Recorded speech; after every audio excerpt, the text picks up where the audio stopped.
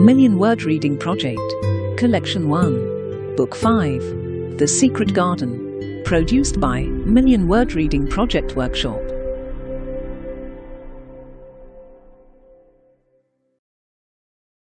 Chapter 1. There is no one left. When Mary Lennox was sent to Misselthwaite Manor to live with her uncle, she was a little thin child. Her hair was yellow, and her face was yellow, because she had been born in India and had always been ill. Her father had worked in the English government and had always been busy. Her mother had been a great beauty who always went to parties. She had not wanted a little girl at all, and when Mary was born she asked a nurse to take care of her. The nurse let Mary do whatever she wanted, because she did not want her to cry and make her mother angry. Mary soon became a spoiled and selfish little girl. One hot morning, when she was about 9 years old, when she awakened, she felt everything strange. Her nurse did not come to her. This made her very angry. At last, she wandered out into the garden and began to play by herself under a tree. Suddenly, she heard her mother come out of the house with someone. She was with a fair young man, and they stood talking together in low, strange voices. Mary knew the fair young man was a very young officer who had just come from England. "Is it so very bad?" "Oh, is it?" Mary heard her mother say. "Yes," the young man answered in a trembling voice. At that very moment a loud sound of crying broke out from the servant's house, and Mary stood trembling from head to foot. "What is it? What is it?" cried Mrs. Lennox. "Someone has died," answered the boy officer. "You did not say it had broken out among your servants." "I did not know," Mrs. Lennox cried. "Come with me. Come with me," and she turned and ran into the house. Later, Mary learned that a serious disease had broken out, and people were dying like flies. The nurse had died, and before the next day 3 other servants were dead, and others had run away in terror. During the confusion of the second day, Mary hid herself in her room, and was forgotten by everyone. Nobody thought of her, nobody wanted her. Mary cried and slept through the hours. She only knew that people were ill, and that she heard mysterious and frightening sounds. Once she went into the dining room, and found it empty. The child ate some fruit and biscuits, and being thirsty she drank a glass of wine on the table. It was sweet, and she did not know how strong it was. Soon after she returned to her room, she felt so sleepy that she could hardly keep her eyes open. She lay down on her bed, and knew nothing more for a long time. When she awakened, she lay instead at the wall. The house was perfectly still. No one came. Then she heard footsteps outside. They were men's footsteps. That pretty woman. I suppose the child too. I heard there was a child, though no one ever saw her, she heard one voice say. Mary was standing in the middle of the room when they opened the door a few minutes later. The first man who came in was a large officer she had once seen talking to her father. He looked tired and troubled, but when he saw her, he was so surprised that he almost jumped back. "Barney," he cried out. "There is a child here." "Who is she?" "I am Mary Lennox," the little girl said. "I fell asleep and have only just wakened up. Why does nobody come?" "It is the child no one ever saw," cried the man. "She has actually been forgotten." "Why was I forgotten?" Mary said. "Why does nobody come?" The young man, whose name was Barney, looked at her very sadly. "Poor little girl," he said. "There is nobody left to come." That was how Mary suddenly found out that she had neither father nor mother left. They had died and been carried away in the night, and the few native servants who had not died also had left the house. There was no one in the house but herself. That was why she was sent to her uncle, Mr. Archibald Craven, in England. Chapter 2. Mary goes to England. Mary made the long voyage to England with an officer's wife. She handed the child over to the woman Mr. Archibald Craven sent to meet her, in London. The woman was his housekeeper at Misselthwaite Manor, and her name was Mrs. Medlock. She was a fat woman, with very red cheeks and sharp black eyes. Mary did not like her at all, and it was very clear that Mrs. Medlock did not think much of her. Mary sat in her corner of the railway carriage and looked nervous. She had nothing to read, or to look at, and she just sat still. Mrs. Medlock had never seen a child who sat so still without doing anything. "I suppose I may as well tell you something about where you are going to," she said at last. "Do you know anything about your uncle?" "No," said Mary. "I suppose I might as well tell you something. You're going to a queer place." Mary said nothing at all, and Mrs. Medlock took a breath and went on. "The house is 600 years old and is on the edge of the moor. There are near 100 rooms in it, though most of them are shut up and locked. And there's a big park round it, and gardens and trees with branches hanging to the ground, some of them." She paused and took another breath. "But there's nothing else," she ended suddenly. Mary had begun to listen carefully, but she did not intend to look as if she were interested. So she sat still. "Your uncle is hunchback," she went on. "He was an unpleasant young man till he was married. His wife was a sweet, pretty thing and he loved her very much. But when she died, it made him queerer than ever. He cares about nobody. He won't see people. Most of the time he goes away, and when he is at Misselthwaite he shuts himself up. You have to play about and look after yourself. You'll be told what rooms you can go into, and what rooms you can't. When you're in the house, don't go about. Mr. Craven won't have it." "I shall not want to go about," said little Mary. It had begun to rain outside, and she turned her face to watch the rain. Then she fell asleep. Chapter 3. Across the moor. She slept a long time, and it was quite dark when she awakened again. The train had stopped at a station and Mrs. Medlock was shaking her. "You have had a sleep," she said.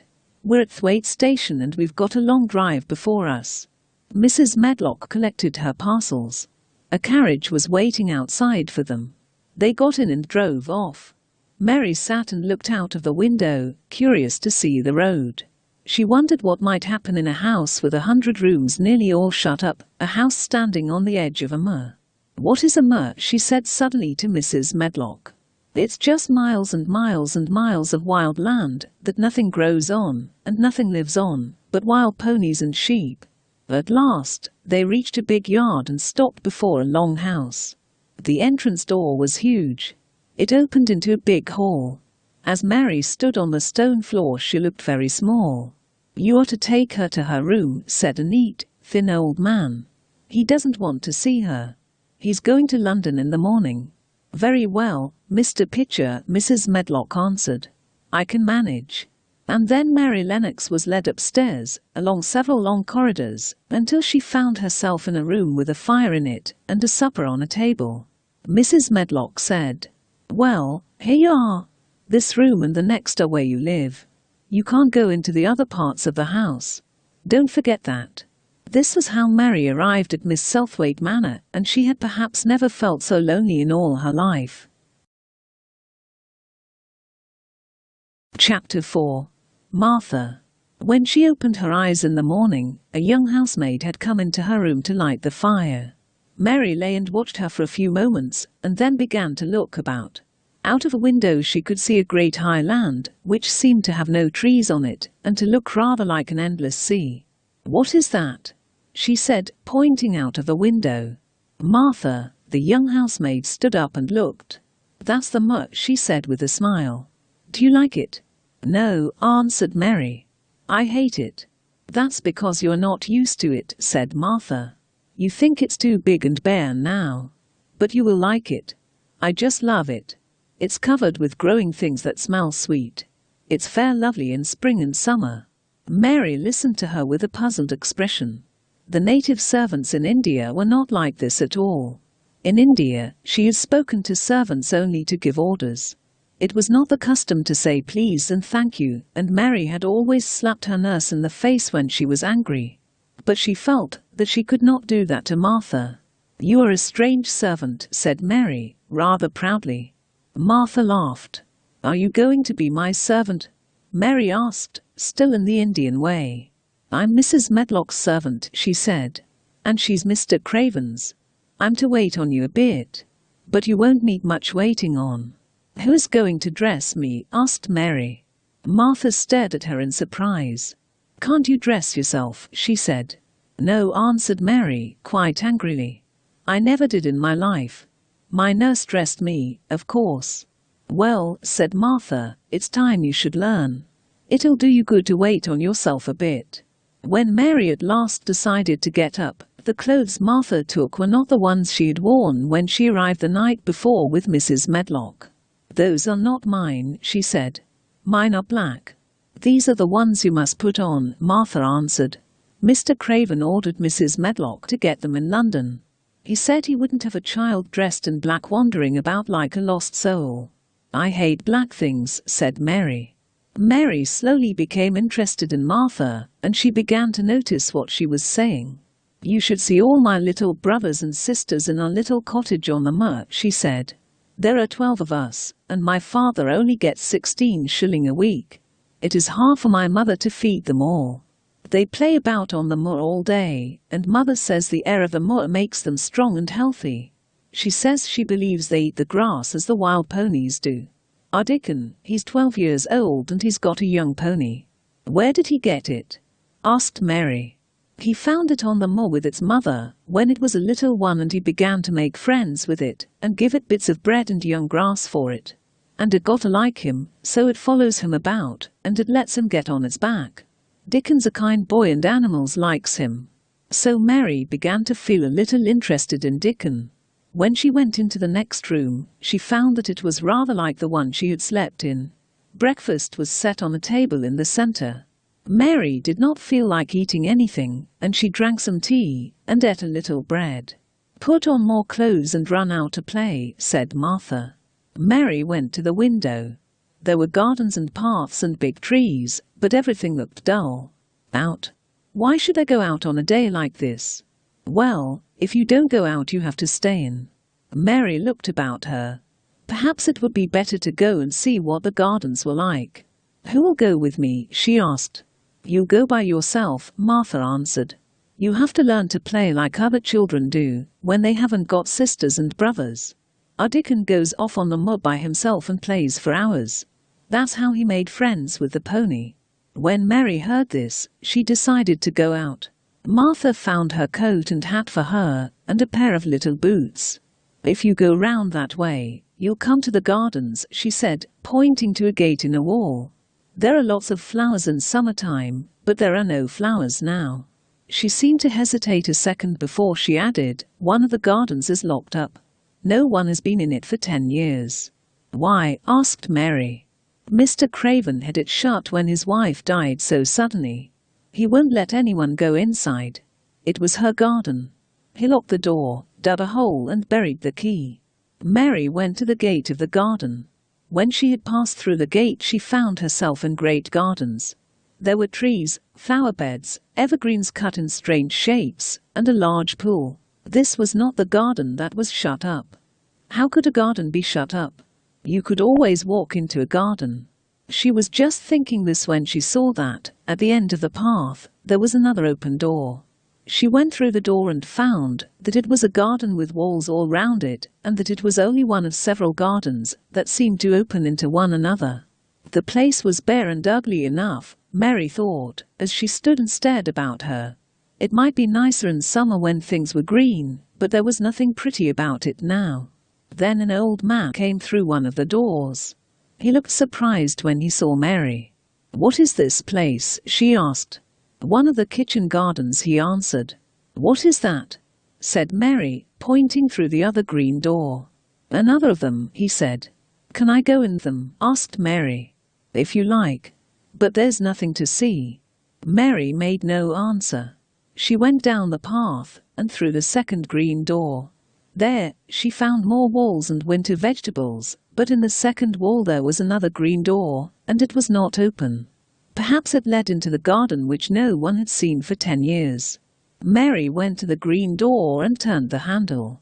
She hoped it wouldn't open, because she wanted to be sure that she had found the secret garden, but it opened easily. Inside this garden, she noticed one wall was covered in ivy, but it seemed to have no door in it. She could see the tops of trees above the wall. When she stood still she saw a robin sitting on a high branch of one of them. The bird suddenly began to sing, as if he had caught sight of her, and was calling to her. She stopped and listened to him. His cheerful, friendly little whistle gave her a pleased feeling. She listened to him until he flew away. She liked the bird and wondered if she should ever see him again. Perhaps he lived in the mysterious garden and knew all about it. She was curious about deserted garden and wanted to see what it was like. I believe that tree was in the secret garden. I feel sure it was, she said. There was a wall round the place and there was no door. She walked back and found the old man digging there. I have been into the other gardens, she said. There was nothing to prevent you, he answered coldly. There was no door there into the other garden, said Mary. What garden? He said, stopping his digging for a moment. The one on the other side of the wall, answered Mary. There are trees there. A robin was sitting on one of them and he sang. To her surprise, a slow smile spread over the gardener's old face, and he looked quite different. He turned about to the orchard side of his garden and began to whistle, a low soft whistle. At once, the robin came flying to them, and he actually settled on the ground near to the gardener's foot. Here he is, smiled the old man, and then he spoke to the bird as if he was speaking to a child. Will he always come when you call him? She asked almost in a whisper. Yes, he will. He's always coming to see what I'm planting. He began to dig again, driving his spade deep into the rich black garden soil. What is your name? Mary asked. He stood up to answer her. Ben Weatherstaff, he answered, and then he added with a smile, I'm lonely myself except when the robin is with me. He's the only friend I've got. I have no friends at all, said Mary. I never had. My nurse didn't like me, and I never played with anyone. You and me are much alike, he said. Neither of us is good looking and we've got the same bad tempers, I'm sure. Mary Lennox had never heard the truth about herself in her life. She felt uncomfortable. Suddenly the robin flew to the branch of a young apple tree a few feet away, and began to sing. Ben Weatherstaff laughed at once. What did he do that for? Asked Mary. He's made up his mind to make friends with you, replied Ben. With me, said Mary, and she moved toward the little tree softly and looked up.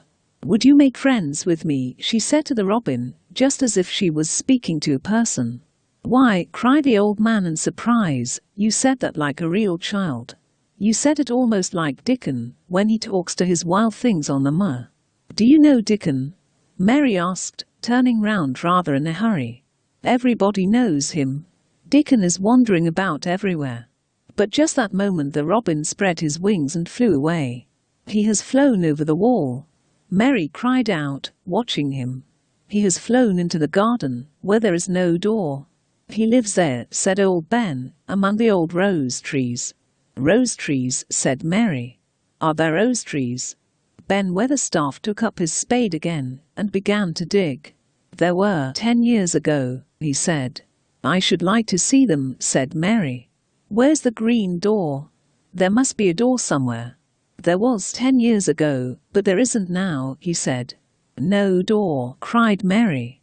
There must be. That's none of your business. Here, I must go on with my work. Go and play. I've no more time. And he actually stopped digging, threw his spade over his shoulder and walked off, without even saying goodbye. Chapter 5. The Cry in the Corridor. Mary spent the first few days almost entirely out of doors, and when she sat down to her supper at night she felt hungry and comfortable. After supper, she sat and talked with Martha before the fire. Why did Mr. Craven hate the garden? She said one evening. Are you thinking about that garden yet? She said. I knew you would. That was just the way with me, when I first heard about it. Why did he hate it? Asked Mary. Remember, said Martha, Mrs. Medlock said it's not to be talked about. There are lots of things in this place that are not to be talked over. That's Mr. Craven's order. It was Mrs. Craven's garden that she had made when they were married, and she just loved it. They used to take care of the flowers themselves, and none of the gardeners was ever allowed to go in. They used to go in and shut the door and stay there hours and hours, reading and talking. There was an old tree with a branch bent like a seat on it, and she made roses grow over it and she used to sit there. But one day when she was sitting there, the branch broke, and she fell on the ground. She was so badly hurt that next day she died. That's why he hates it. No one has ever gone in since, and he won't let anyone talk about it." Mary did not ask any more questions. She looked at the red fire and listened to the wind outside. It seemed to be louder than ever. But as she was listening to the wind, she began to listen to something else. She did not know what it was, because at first she could hardly tell it from the wind itself.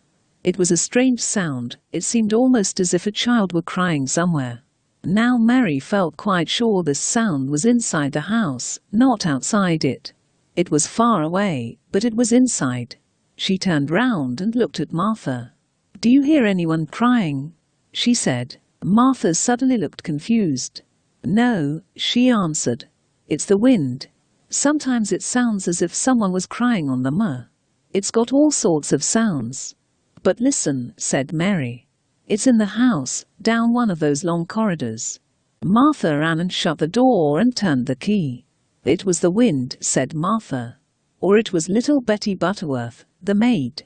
She's had the toothache all day." But Mary stared very hard at her. She did not believe she was speaking the truth. Chapter 6. There was someone crying. The next day, there was a heavy rain, and Mary could not go out.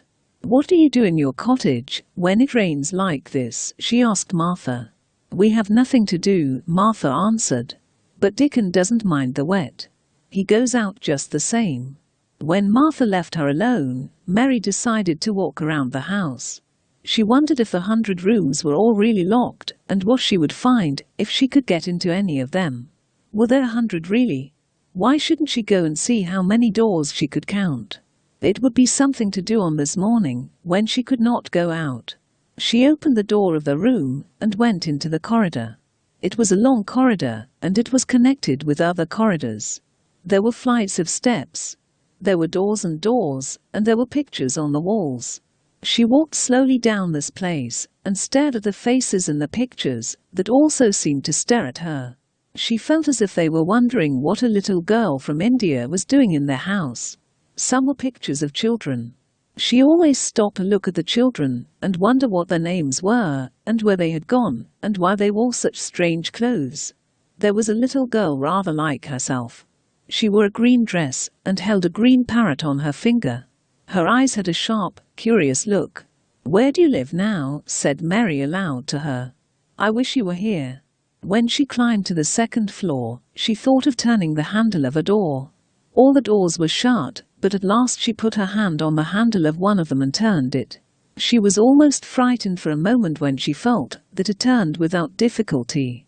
And when she pushed upon the door itself, it slowly opened. It was a huge door and opened into a big bedroom. On the wall was another picture of the little girl, who seemed to stare at her more curiously than ever. "Perhaps she slept here once," said Mary.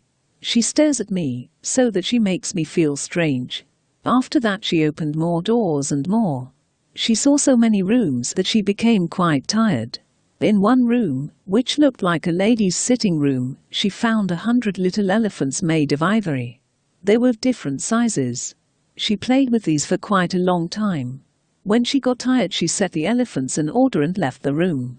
When she felt too tired to walk any farther, she turned back, and at last she reached her own floor again, though she was some distance from her own room, and did not know exactly where she was.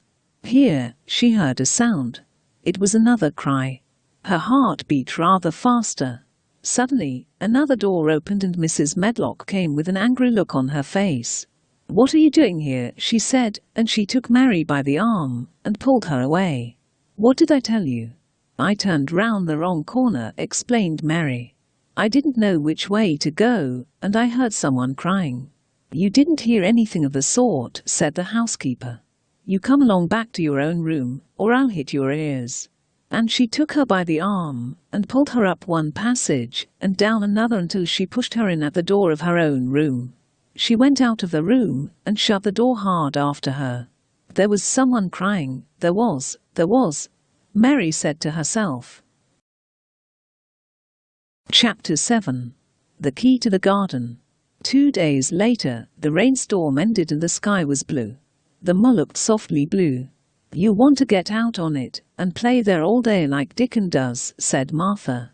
"I should like to see your cottage and meet your mother," said Mary.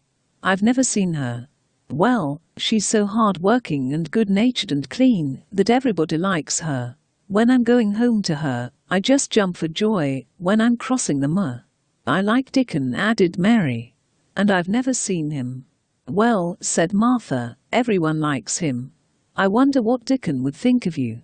"He wouldn't like me," said Mary sadly. "No one does." "How do you like yourself?" asked Martha. Mary hesitated a moment and thought it over. "Not at all, really," she answered. "But I never thought of that before."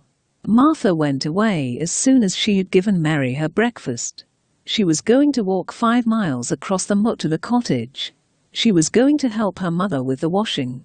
Mary felt lonely, so she went out into the garden as quickly as possible. She found Ben Weatherstaff working there with 2 other gardeners. "Springtime is coming," he said to Mary cheerfully. "Cannot you smell it?" Mary smelled and thought she could. "I smell something nice and fresh and damp," said Mary. "That's the good rich earth," he answered, digging away. "The plants are growing in the soil.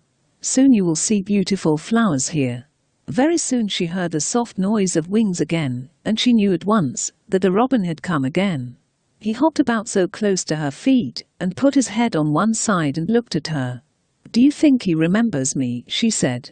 "Remembers you?" said Weatherstaff. "He knows everything in the gardens.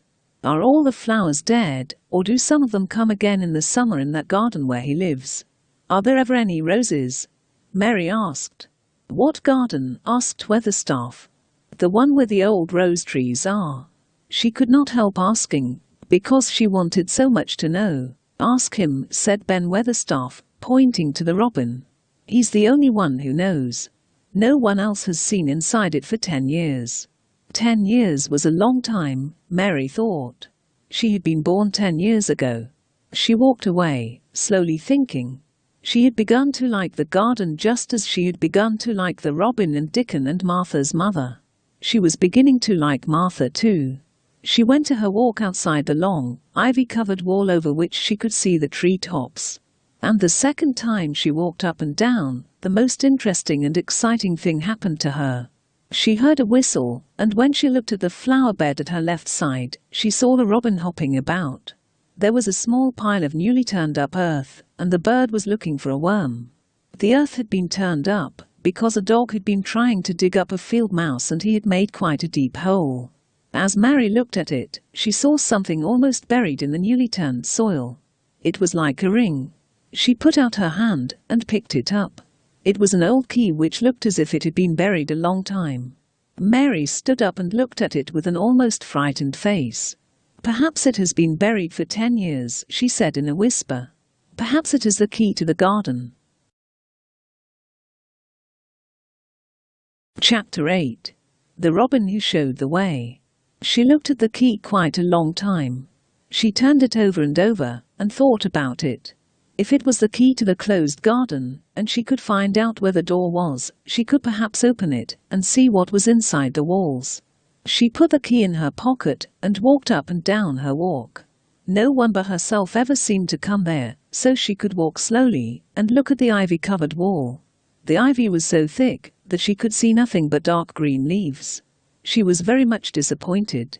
She took the key in her pocket when she went back to the house, and she made up her mind that she would always carry it with her when she went out. Martha was back at her work in the morning with cheeks redder than ever, and in the best of spirits. "I got up at 4 o'clock, she said. "It was pretty on the moor with the birds getting up, and the rabbits running about and the sun rising. I didn't walk all the way. A man gave me a ride in his cart, and I did enjoy myself." Then Martha went out of the room, and came back with something in her hands. It was a skipping rope. "What is it for?" Mary asked curiously.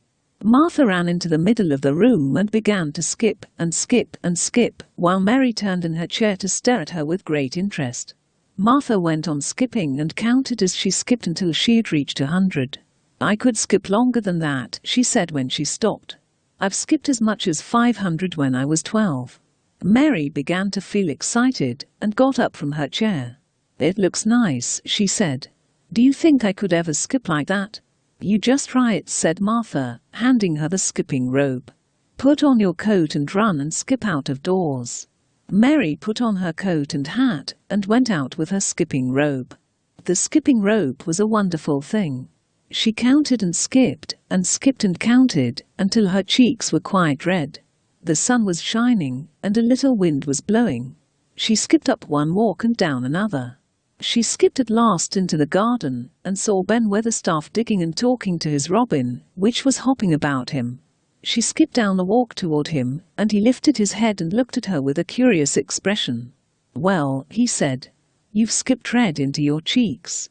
I wouldn't have believed that could do it." "I never skipped before," Mary said. "I'm just beginning. I can only go up to 20. Mary skipped round all the gardens and round the orchard, resting every few minutes. At last she went to her own special walk. Then she stopped with a little laugh of pleasure, and there was the robin sitting on a branch of ivy. "You showed me where the key was yesterday," she said. "You ought to show me the door today. But I don't believe you know." The robin flew on to the top of the wall and whistled. Mary had heard a great deal about magic in her stories, and she always said that what happened almost at that moment was magic.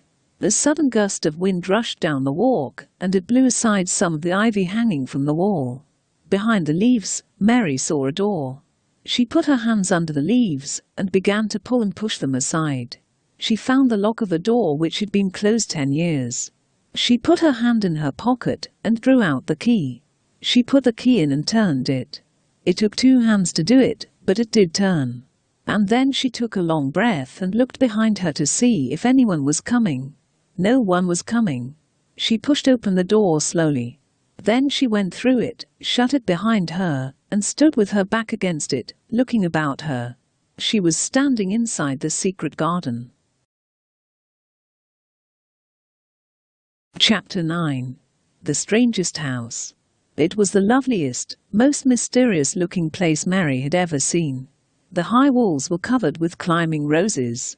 There were many standard roses which were like little trees. There were other trees in the garden. Climbing roses had run all over the trees.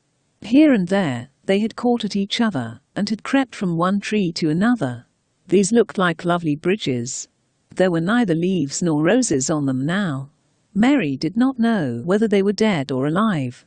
This garden was different from any other place she had ever seen in her life. "How still it is," she whispered. "How still." Then she waited a moment. The robin had flown to his treetop, and he sat without moving, and looked at Mary. "No wonder it is still," she whispered again. "I am the first person who has spoken in here for 10 years. She moved away from the door, stepping as softly as if she were afraid of awakening someone. Now, she could come through the door under the ivy any time, and she felt as if she had found a world all her own. She stopped when she came to a flower bed. She thought she saw something sticking out of the black earth, some sharp little pale green points. So she knelt down to look at them. "Yes, they are tiny growing things and there might be flowers," she whispered. "Perhaps there are some others coming up in other places. I will go all over the garden and look." She went slowly and kept her eyes on the ground. She found so many more sharp pale green points, and she became quite excited again. "It isn't a quite dead garden," she cried out softly to herself. "Even if the roses are dead, there are other things alive." The grass seemed so thick in some places that she thought the green points did not seem to have room enough to grow. So she pulled out the grass until she made nice little clear places around them. "Now they look as if they could breathe," she said. The robin was very busy. He was very much pleased to see gardening begun on his own land. Mary worked in her garden until it was time to go to her midday dinner. "I shall come back this afternoon," she said, looking all round at her new kingdom. Then she ran happily across the grass, pushed open the old door, and went through it under the ivy. After Mary had finished her dinner, she said, "I wish the spring was here now. I want to see all the things that grow in England. And I wish I had a little spade." "Whatever do you want a spade for?" asked Martha, laughing. Mary looked at the fire and thought a little. She must be careful if she wanted to keep her secret kingdom. If Mr. Craven found out about the open door, he would be angry and lock it up forever. "This is such a big lonely place," she said slowly. "The house is lonely, the park is lonely, and the gardens are lonely. There is no one to talk to here except you and Ben Weatherstaff. And you have to do your work, and Ben Weatherstaff won't speak to me often. I thought if I had a little spade I could dig somewhere as he does. And I might make a little garden, if he would give me some seeds." Martha's face quite lighted up. "How much would a spade cost, a little one?" Mary asked. "In the shop they sell flower seeds, and a Dickon knows how to make them grow. He often goes to the shop." "Do you know how to write letters?" asked Martha. "I know how to write," Mary answered. "Then you can write a letter to him, and ask him to go and buy the garden tools, and the seeds at the same time." "Oh, you're a good girl," Mary cried. "You are, really. I didn't know you were so nice. I know I can write letters if I try. Let's ask Mrs. Medlock for a pen and ink and some paper."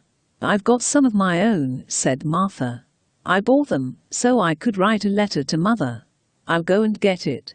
She ran out of the room. "If I have a spade," she whispered, "I can make the earth nice and soft, and dig up weeds. If I have seeds, and can make flowers grow, the garden won't be dead at all." She did not go out again that afternoon. It was a serious piece of work to write to Dickon. Mary could not spell particularly well, but she found that she could write letters when she tried. This was the letter Martha asked her to write. "My dear Dickon, Miss Mary has plenty of money. Will you go to the shop and buy her some flower seeds and a set of garden tools to make a flower bed? Pick the prettiest ones that are easy to grow, because she has never done it before. Give my love to Mother and every one of you. Miss Mary is going to tell me a lot more, so that on my next day out, you can hear about elephants, camels and gentlemen going hunting lions and tigers. Your loving sister, Martha Phoebe Sowerby." "We'll put the money in the envelope, and I'll get the butcher boy to take it in his cart. He's a great friend of Dickon's," said Martha. "How shall I get the things when Dickon buys them?" "He'll bring them to you himself. He'll like to walk over this way." "Oh," cried Mary, "then I shall see him. I never thought I should see Dickon."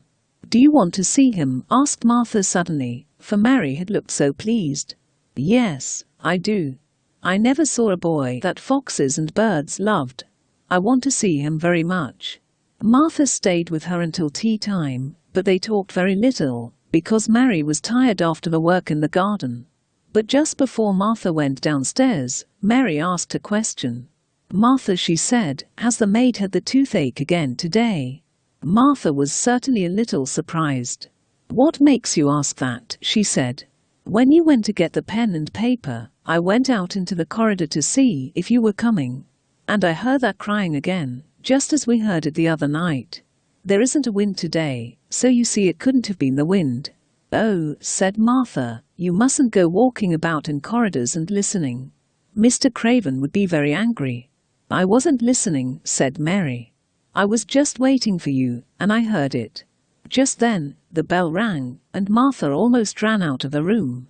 "It's the strangest house anyone ever lived in," said Mary slowly, as she dropped her head on the seat of the armchair near her.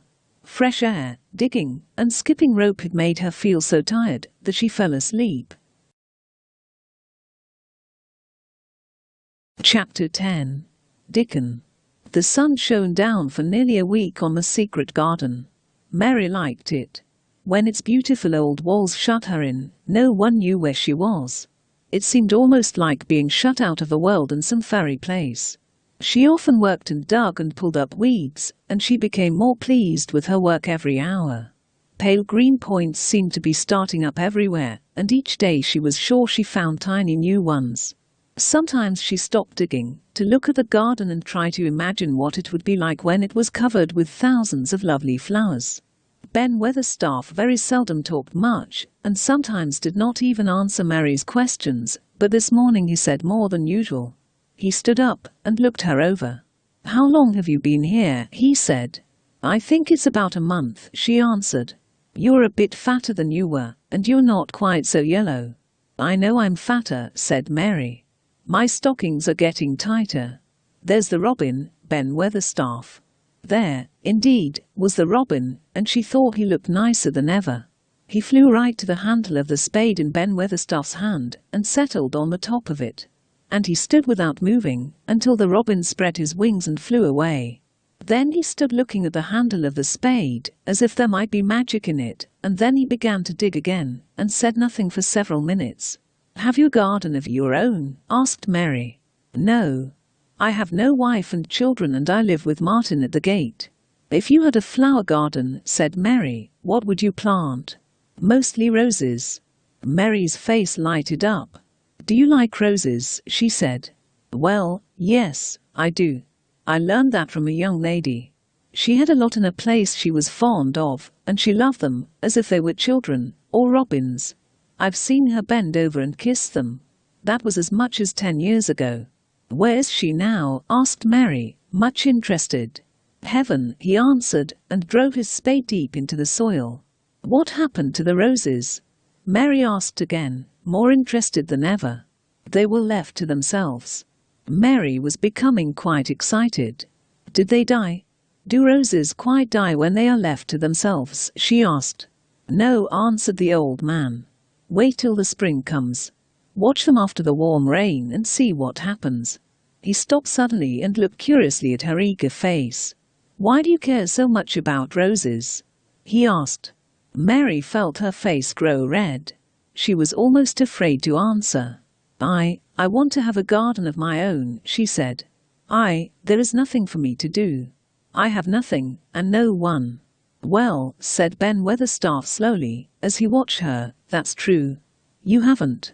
He said it in such a strange way that Mary wondered if he was actually a little sorry for her.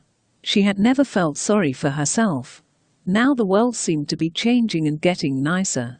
If no one found out about the secret garden, she should enjoy herself always. She stayed with him for 10 or 15 minutes longer and asked him many questions. He answered every one of them. She went skipping slowly down the outside walk. She liked old Ben Weatherstaff. Yes, she did like him. And she began to believe that he knew everything in the world about flowers. The walk round the secret garden led to a gate which opened into a wood in the park. She decided to look into the wood and see if there were any rabbits. When she opened the little gate, she saw a boy sitting under a tree, playing a pipe. He was a funny-looking boy about 12. He looked very clean, and his cheeks were red. On the trunk of the tree, a brown squirrel was watching him, and quite near him were 2 rabbits sitting up, as if to watch him. When he saw Mary, he held up his hand and spoke to her in a low voice. "Don't move," he said. "They would be frightened." Mary remained still. He stopped playing his pipe and began to rise from the ground. He moved slowly, but at last he stood on his feet, and then the squirrel climbed up into the branches of his tree, and the rabbits began to hop away. "I'm Dickon," the boy said. "I know you're Miss Mary."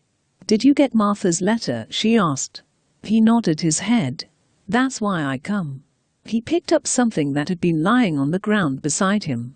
"I've got the garden tools and flower seeds. Will you show the seeds to me?" Mary said. She wished she could talk as he did. His speech was so quick and easy. It sounded as if he liked her. He took out the flower seeds and began to talk about them. He told her what they looked like when they were flowers. He told her how to plant them, and watch them, and feed and water them. "See here," he said suddenly, turning round to look at her. "I'll plant them for you myself." "Where's that garden?" Mary did not know what to say, so for a whole minute she said nothing. She had never thought of this.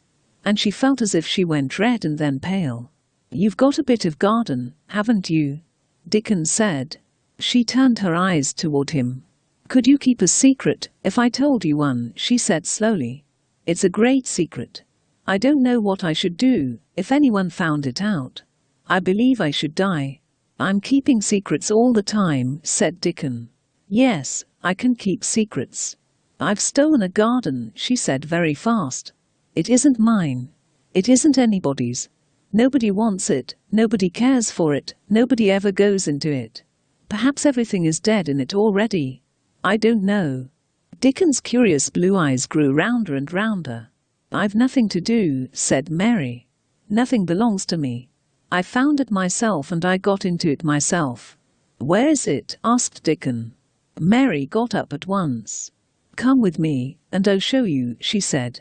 She led him to the walk, where the ivy grew so thickly. Dickon followed her with a strange look on his face. He felt as if he were being led to look at some strange bird's nest, and must move softly. When she stepped to the wall, and lifted the hanging ivy, he was astonished. There was a door. Mary pushed it slowly open, and they passed in together. "It's this," said Mary. "It's a secret garden, and I'm the only one in the world who wants it to be alive." Dickon looked round and round about it.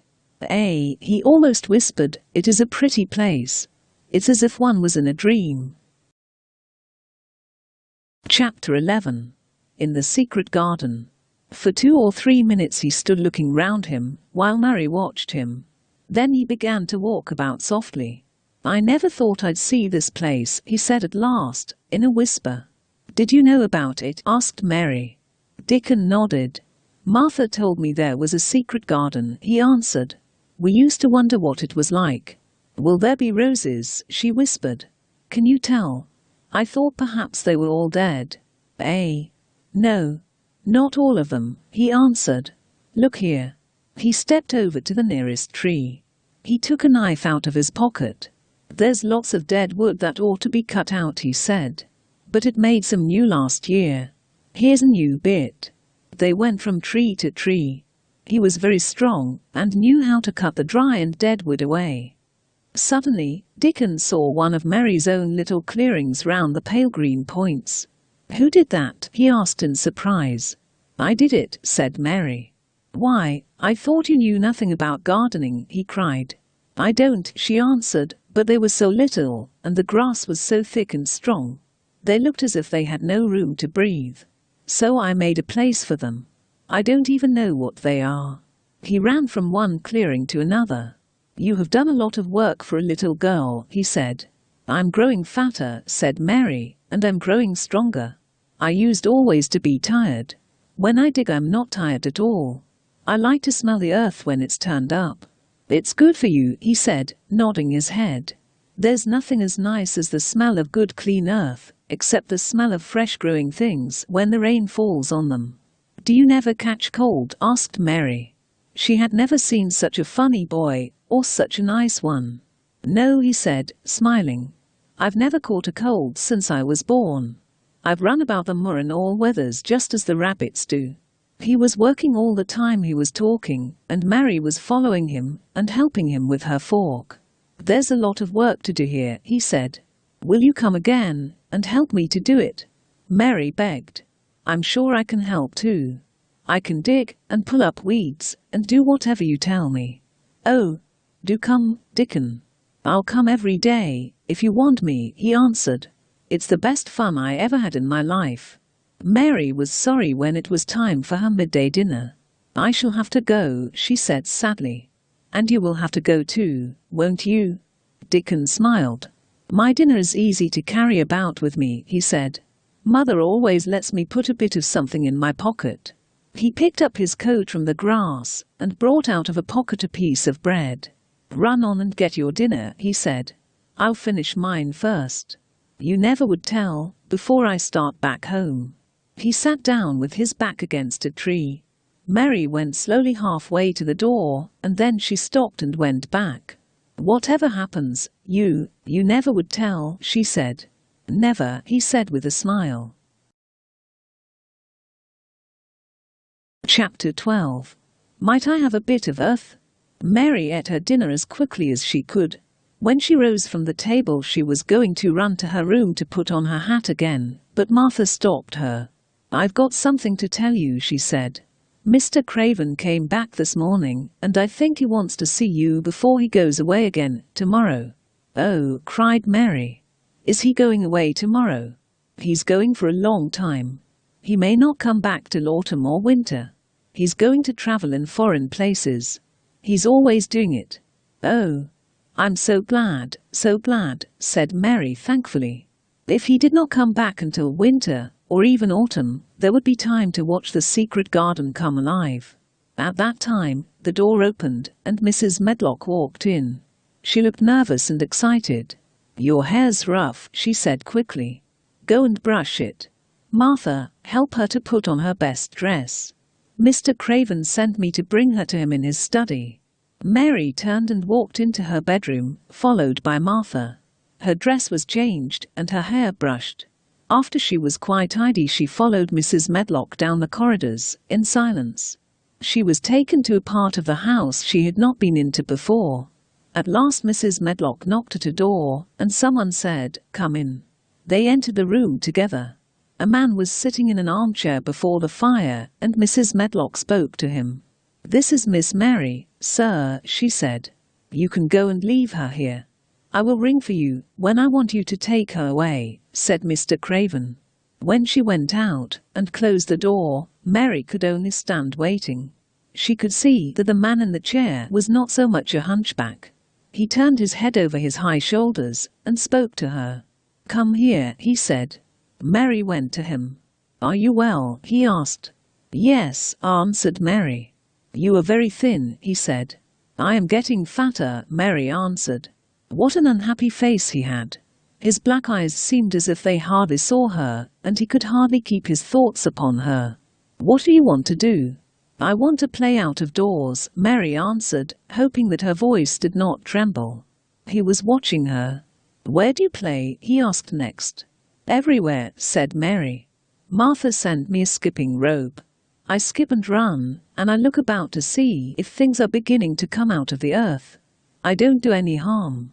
"Don't look so frightened," he said in a worried voice. "You could not do any harm, a child like you. You may do what you like." Mary came a step nearer to him. "May I?" she said excitedly. Her anxious little face seemed to worry him more than ever. "Don't look so frightened," he cried. "Of course you may. I am too ill, but I wish you to be happy and comfortable. Play out of doors as much as you like. It's a big place, and you may go where you like, and amuse yourself as you like. Is there anything you want? Do you want toys, books, dolls?" "Might I?" asked Mary. "Might I have a bit of earth?" Mr. Craven looked quite surprised. "Earth," he repeated. "What do you mean?" "To plant seeds in, to make things grow, to see them come alive," Mary said. He stared at her a moment, and then passed his hand quickly over his eyes. "Do you care about gardens so much?" he said slowly. "I didn't know about them in India," said Mary. "I was always ill and tired, and it was too hot. I sometimes made little beds in the sand and stuck flowers in them. But here it is different." Mr. Craven got up and began to walk slowly across the room. "A bit of earth," he said to himself, and Mary thought that somehow she must have reminded him of something. When he stopped and spoke to her, his dark eyes looked almost soft and kind. "You can have as much earth as you want," he said. "You remind me of someone else who loved the earth and things that grow. When you see a bit of earth you want, take it, child, and make it come alive." "May I take it from anywhere, if it's not wanted?" "Anywhere," he answered. "There. You must go now. I am tired." He touched the bell to call Mrs. Medlock. "Goodbye. I shall be away all summer." When Mary returned to her room, she found Martha waiting there. "I can have my garden," cried Mary. "Eh," said Martha delightedly. "That was nice of him, wasn't it?" Mary ran as quickly as she could to the garden. When she slipped through the door under the ivy, she could not see Dickon. He had gone away, and the secret garden was empty, except for the robin who had just flown across the wall and sat on a rosebush watching her. Something white tied to the rosebush caught her eye. It was a piece of paper with the words, "I will come back." Chapter 13. I Am Colin. Mary hoped Dickon would come back the very next day, and she fell asleep looking forward to the morning. She was awakened in the night by the sound of rain beating with heavy drops against her window. She had been lying awake for about an hour, when suddenly something made her sit up in bed and turn her head toward the door. She listened and she listened. "It isn't the wind now," she said in a loud whisper. "It is different. It is that crying I heard before." The door of her room was half open, and the sound came down the corridor. She listened for a few minutes, and each minute she became more and more sure. She felt as if she must find out what it was. It seemed even stranger than the secret garden and the buried key. She put her foot out of bed and stood on the floor. I am going to find out what it is, she said. Everybody is in bed, and I don't care about Mrs. Medlock, I don't care. There was a candle by her bedside, and she took it up and went softly out of the room. She went on with her dim light, almost feeling her way. The crying went on and led her. Suddenly, she noticed a light coming from under one of the doors. The crying came from that room, and it was a child. So she walked to the door and pushed it open, and there she was standing in the room. It was a big room with ancient handsome furniture in it.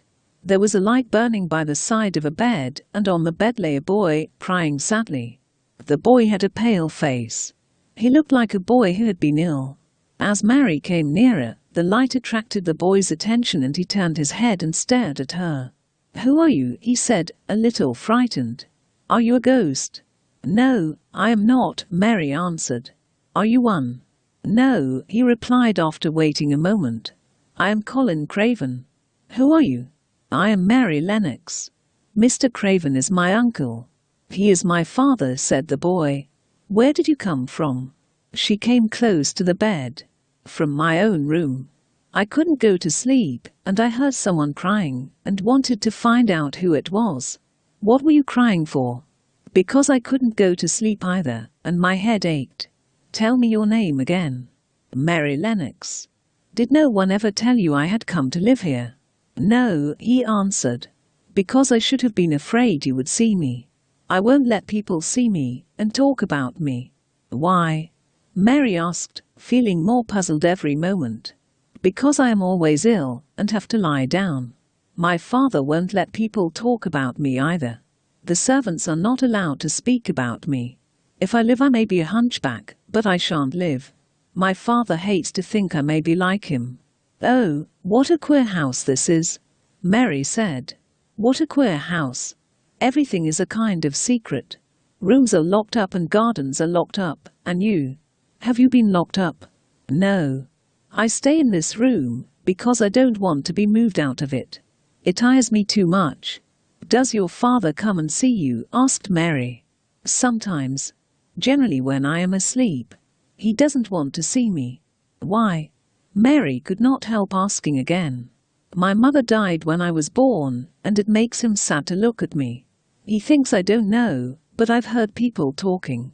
He almost hates me. He hates the garden, because she died," said Mary, half speaking to herself. "What garden?" the boy asked. "Oh, just a garden she used to like," Mary stammered. "Have you been here always?" "Nearly always. I hate fresh air, and I don't want to go out." Mary put down her candle on the table near the bed and sat down. Colin asked her about her life at Misselthwaite. She answered all his questions. He told her how unhappy and lonely he was, even though he was given anything that he wanted. "Everyone has to do what pleases me," said Colin. "It makes me ill to be angry. No one believes I shall live to grow up." "How old are you?" "I am 10, answered Mary, forgetting herself for the moment. "And so are you." "How do you know that?" he asked in a surprised voice. "Because when you were born the garden door was locked, and the key was buried. And it has been locked for 10 years. "What garden door was locked?" "What sort of a garden is it?" asked Colin eagerly. "It was the garden Mr. Craven hates," said Mary nervously. "They won't talk about it. I think they have been told not to answer questions." "I would make them tell me," said Colin. "I don't think I ever really wanted to see anything before, but I want to see that garden. I would let them take me there in my chair. That would be getting fresh air. I am going to make them open the door." "Oh, don't do that," Mary cried out. "If you make them open the door and take you in like that, it will never be a secret again." "Oh, don't you see how much nicer it would be if it was a secret? If you won't make them take you to the garden, perhaps, I feel almost sure I can find out how to get in sometime. And then, if the doctor wants you to go out in your chair, perhaps we might find some boy who would push you. And we could go alone, and it would always be a secret garden." "I should like that," he said very slowly. "I should like that. I should not mind fresh air in a secret garden." There was a moment of silence, and then Mary spoke. "What would Mrs. Medlock do if she found out that I had been here?" she asked. She would do as I told her to do, he answered. And I should tell her that I wanted you to come here and talk to me every day. I am glad you came. So am I, said Mary. I will come as often as I can, but I shall have to look every day for the garden door. Yes, you must, said Colin, and you can tell me about it afterward. He lay thinking a few minutes, as he had done before, and then he spoke again. I think you shall be a secret, too, he said. I will not tell them until they find out. Martha shall tell you when to come here. He was tired from talking, and as he fell asleep, Mary went quietly away.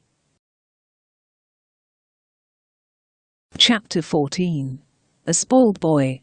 The rain went on next day.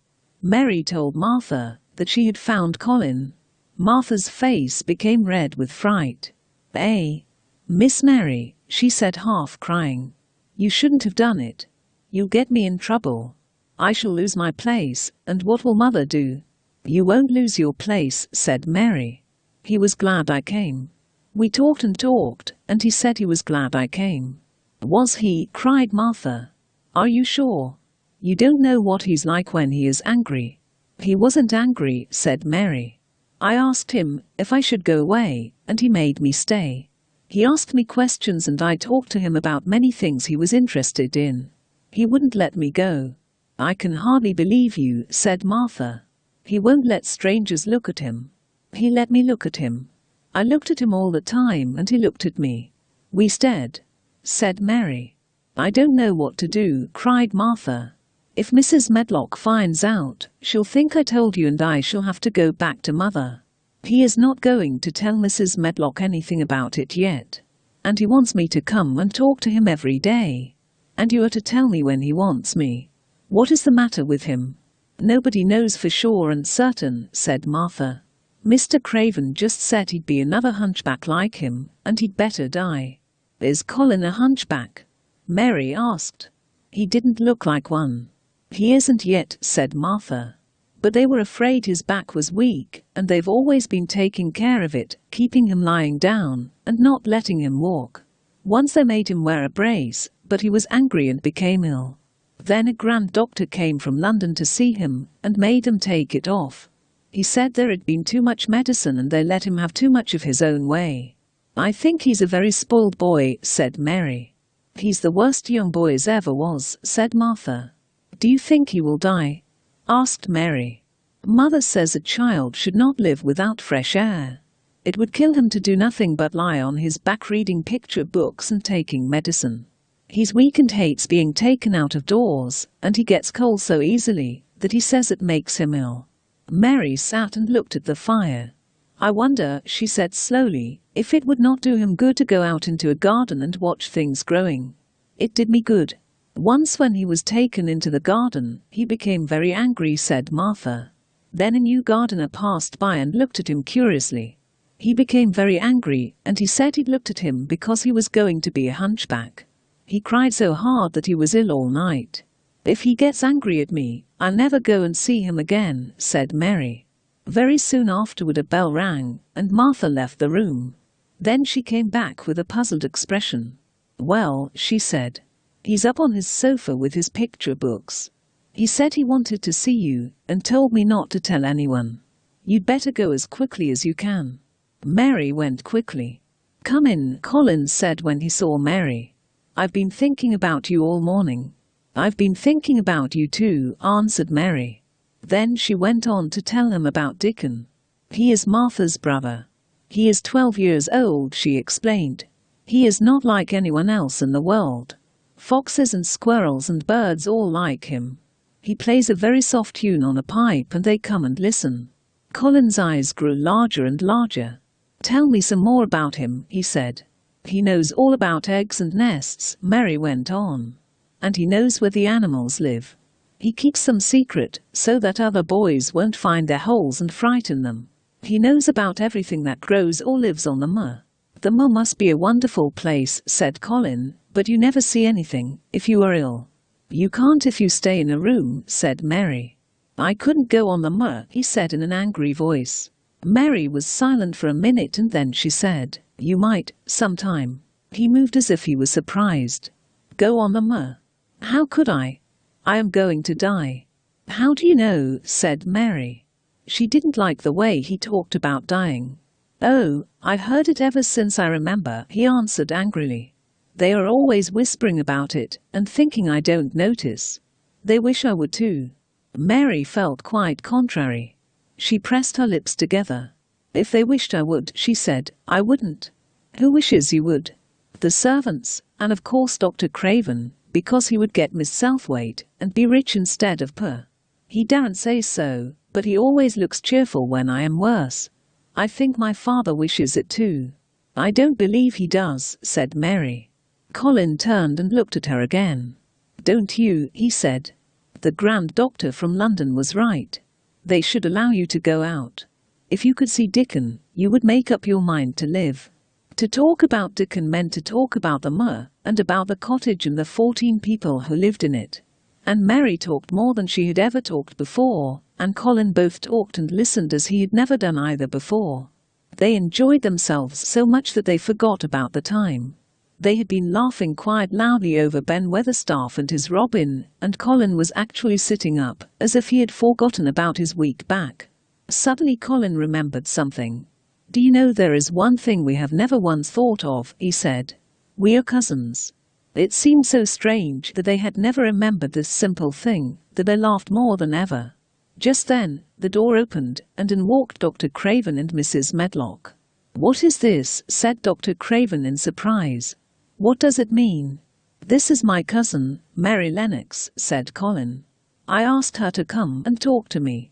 I like her. She must come and talk to me whenever I send for her. Mary saw that Dr. Craven did not look pleased. He sat down by Colin and felt his pulse. I am afraid there has been too much excitement. Excitement is not good for you, my boy, he said. I am better, answered Colin. She makes me better.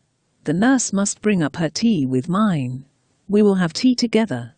Mrs. Medlock and Dr. Craven looked at each other in a troubled way, but clearly nothing could be done. Dr. Craven did not look happy when he left the room. The boy actually did look brighter, however, and he sighed rather heavily as he went down the corridor. Chapter 15. Nest Building. After another week of rain, the blue sky appeared again, and the sun was quite hot. Mary had spent hours of every day with Colin in his room, talking about gardens or Dickon and the cottage on the Moor. On that first morning when the sky was blue again, Mary woke up very early. She opened the window and fresh air blew in upon her. She dressed herself and ran towards the secret garden. It is all different already, she said.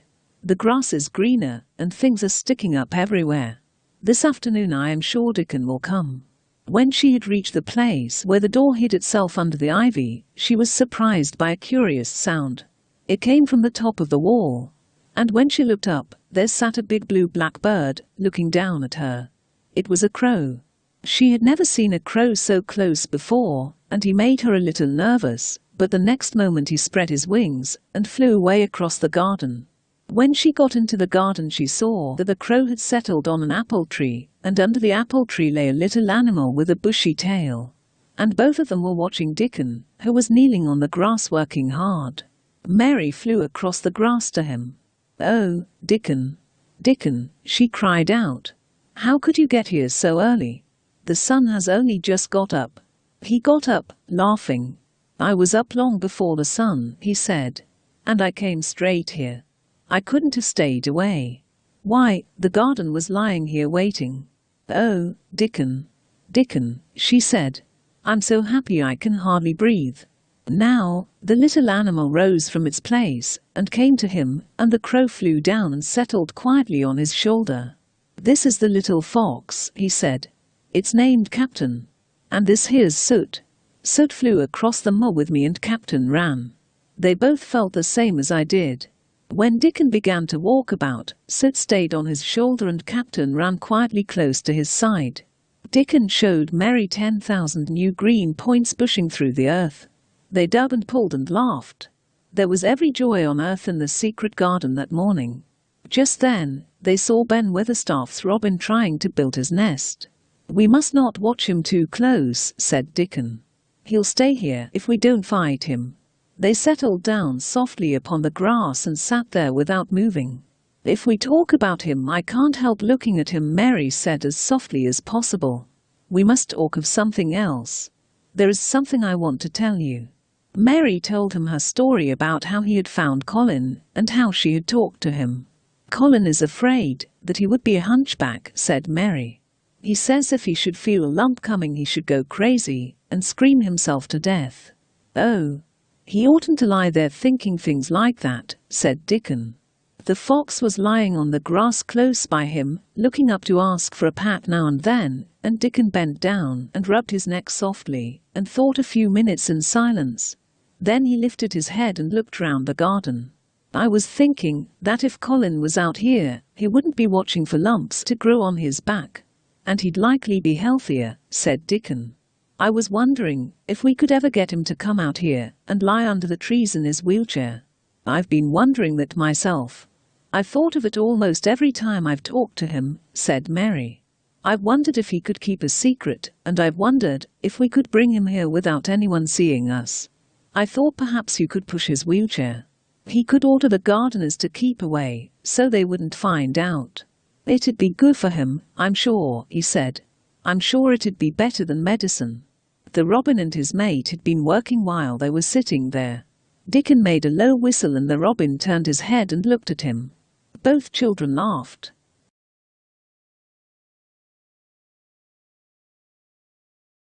Chapter 16. I Won't. When the sun was beginning to set, the children parted and Mary ran back to the house as quickly as her feet would carry her. She wanted to tell Colin about Dickon's fox and the crow, and about what the springtime had been doing. She felt sure he would like to hear. Colin was not on his sofa when she went into his room. He was lying flat on his back in bed, and he did not turn his head toward her as she came in. "Why didn't you get up?" she said. "I did get up this morning, when I thought you were coming," he answered, without looking at her. "I made them put me back in bed this afternoon. My back ached and my head ached, and I was tired." "Why didn't you come?" "I was working in the garden with Dickon," said Mary. "I won't let that boy come here if you go and stay with him instead of coming to talk to me," he said. "If you send Dickon away, I'll never come into this room again," she said. "You have to, if I want you," said Colin. "I won't," said Mary. "I'll make you," said Colin. "They shall drag you in." "They may drag me in, but they can't make me talk when they get me here," said Mary. "I'll sit and never tell you one thing. I won't even look at you. I'll stare at the floor." "You are a selfish thing," cried Colin. "What are you?" said Mary. "Selfish people always say that. You're more selfish than I am. You're the most selfish boy I ever saw." "I'm not," said Colin. "I'm not as selfish as your fine Dickon is. He keeps you playing in the dirt when he knows I am all by myself. He's nicer than any other boy that ever lived," said Mary. Colin turned his head and shut his eyes and a big tear ran down his cheek. He was beginning to feel sorry for himself. "I'm not as selfish as you, because I'm always ill, and I'm sure there is a lump coming on my back," he said. "And I am going to die besides." "You're not," said Mary. He opened his eyes quite wide. He had never heard such a thing before. "I'm not," he cried. "I am. You know I am. Everybody says so." "I don't believe it," said Mary. "You just say that to make people sorry. I believe you're proud of it." "I don't believe it. If you were a nice boy it might be true, but you're too bad." Colin sat up in bed in anger. "Get out of the room," he shouted, and he caught hold of his pillow and threw it at her. He was not strong enough to throw it far, and it only fell at her feet. "I'm going," she said. "And I won't come back." She walked to the door, and when she reached it, she turned round and spoke again. "I was going to tell you all sorts of nice things," she said. "Dickon brought his fox and his crow, and I was going to tell you all about them. Now I won't tell you a single thing." Mary marched out of the door and closed it behind her. She was angry and disappointed, but not at all sorry for Colin. Martha was waiting for her. There was a wooden box on the table, and it was full of neat packages. "Mr. Craven sent it to you," said Martha. "It looks as if it had picture books in it." She opened the package. There were several beautiful books like the ones Colin had, and 2 of them were about gardens, and were full of pictures. There was also a wonderful pen. Everything was so nice, and her hard little heart grew quite warm. I shall write a letter with that pen to tell him I am very thankful. Then she stood still, looking down at the carpet and thinking. I said I would never go back again. She hesitated, but perhaps, just perhaps, I will go and see, if he wants me, in the morning. Perhaps he'll try to throw his pillow at me again, but, I think, I'll go. Chapter 17. Another cry. She had got up very early in the morning, and had worked hard in the garden, and she was tired and sleepy. So as soon as she finished her supper, she was glad to go to bed. As she lay in bed, she said to herself, I'll go out before breakfast and work with Dickon, and then afterward, I believe, I'll go to see him. In the middle of the night, Mary was awakened by such terrible sounds that she jumped out of bed at once. Doors were opened and shut, and there were hurrying feet in the corridors, and someone was crying and screaming at the same time. It's Colin, she said. How terrible it sounds. She put her hands over her ears and felt sick and trembling. I don't know what to do. I don't know what to do, she kept saying. I can't bear it. Somebody ought to make him stop. Somebody ought to beat him, she cried out. She ran along the corridor, and the nearer she got to the screams, the angrier she became. She threw the door open and ran across the room to the bed. You stop, she almost shouted. You stop. I hate you. Everybody hates you. I wish everybody would run out of the house and let you scream yourself to death. Colin had been lying on his face, beating his pillow with his hands. But he turned quickly at the sound of the angry little voice. If you scream another scream, said Mary, I'll scream too, and I can scream louder than you can, and I'll frighten you. He actually had stopped screaming, because she had surprised him so. Tears were running down his face, and he shook all over. I can't stop, he sobbed. I can't. You can, shouted Mary. I felt the lump, I felt it, said Colin. I shall have a hunch on my back, and then I shall die. He began to cry again, but he didn't scream. You didn't feel a lump, said Mary angrily. There's nothing wrong with your back. Turn over and let me look at it. Nurse, she ordered, come here and show me his back. The nurse, Mrs. Medlock, and Martha had been standing together near the door staring at her. The nurse came forward, as if she were half afraid. Perhaps he won't let me, she hesitated in a low voice. Colin heard her, however, and he said, show her. She'll see then. Mary bent over and examined his back. There was just a minute's silence, for even Colin tried to hold his breath. There's not a single lump there, she said at last. If you ever say there is again, I shall laugh. I didn't know, said the nurse, that he thought he had a lump on his back. His back is weak, because he won't try to sit up. I could have told him there was no lump there. Colin turned his face a little to look at her. Could you? He said sadly. Yes, sir. Do you think I could live to grow up? He said. The nurse was neither clever nor kind, but she could repeat some of the London doctor's words. You probably will if you will do what you are told to do, and stay out a great deal in the fresh air. I'll go out with you, Mary, he said. I shan't hate fresh air, if Dickon will come and push my chair. I do so want to see Dickon and the fox and the crow. Mary held Colin's hand. Then she told the others that they could go back to sleep. When they were alone, Mary looked at his poor little tired face and said, if you will go to sleep, I will take you to the secret garden tomorrow. His hand quite trembled. Oh, Mary, he said. Oh, Mary. If I could get into it, I think I should live to grow up. Yes, said Mary. Shut your eyes. He closed his eyes and lay quite still. She held his hand and talked to him quietly until he fell asleep.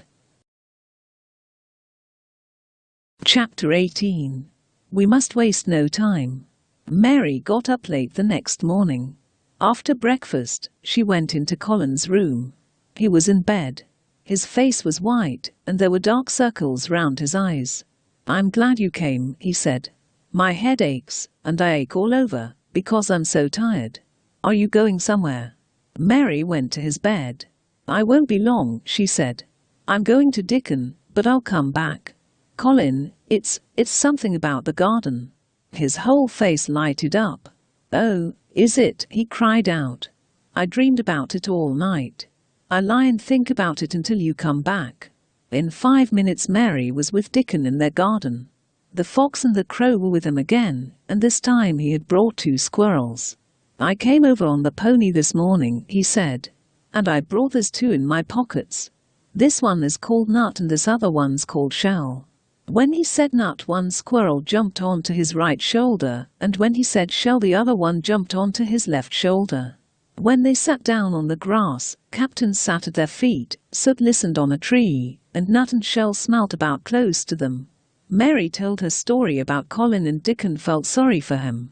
"Oh, we must get him out here. And we must waste no time about it." "Yes, that we must," said Mary. "I'll tell you what we'll do first. He's interested in you. He wants to see you, and he wants to see Soot and Captain. When I go back to the house to talk to him, I'll ask him if you can come and see him tomorrow morning. And then, when there are more leaves out, we'll get him to come out, and we'll bring him here, and show him everything." Mary went back to the house, and sat down close to Colin's bed. "You smell like flowers and fresh things," he cried out quite happily. "It's the wind from the moor," said Mary. "It comes of sitting on the grass under a tree with Dickon, and with Captain and Soot and Nut and Shell."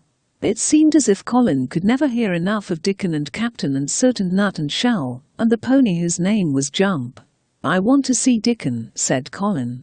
"Well, Dickon will come to see you tomorrow morning, and he'll bring his creatures with him." "Oh, oh!" Colin cried out in delight. "But that's not all," Mary went on excitedly. "There is a door into the garden. I found it. It is under the ivy on the wall." Colin's eyes grew bigger and bigger. "Oh, Mary," he cried out. "Shall I see it? Shall I get into it? Shall I live to get into it?"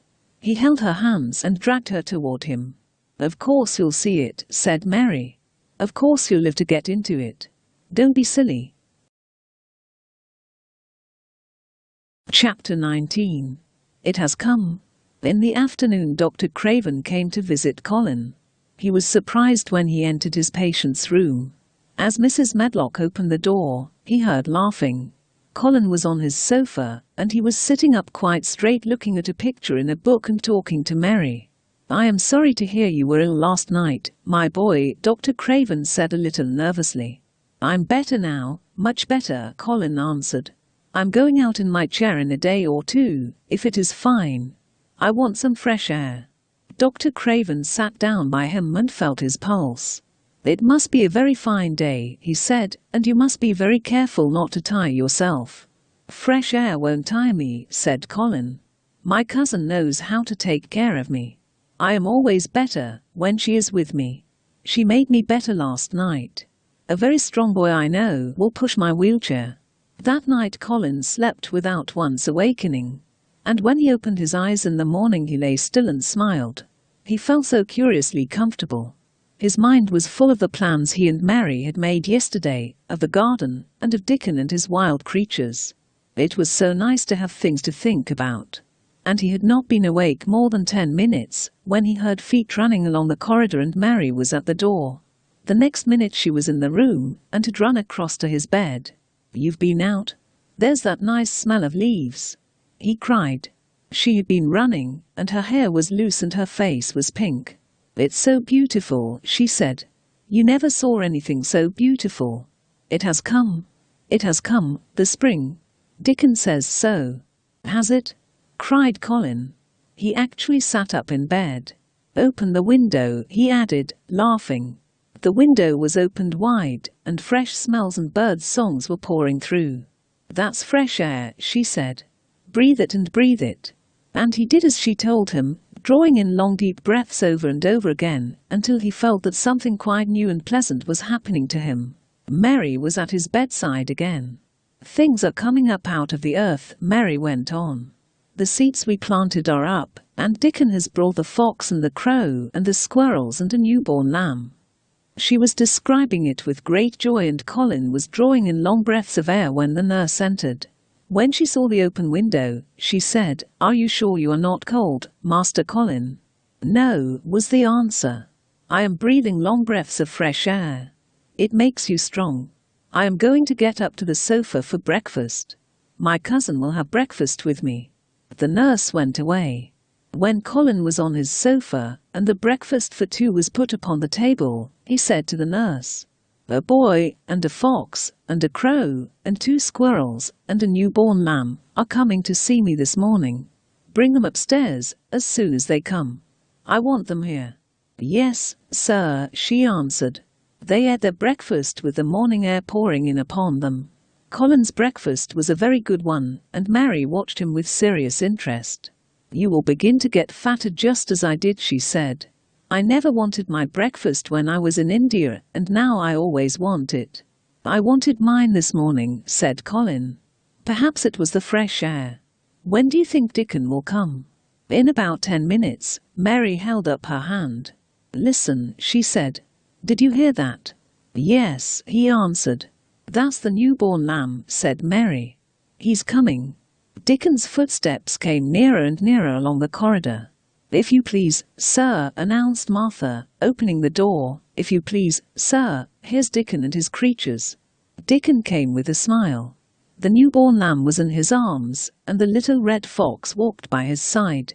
Nut sat on his left shoulder and Soot on his right, and Shell's head looked out of his coat pocket.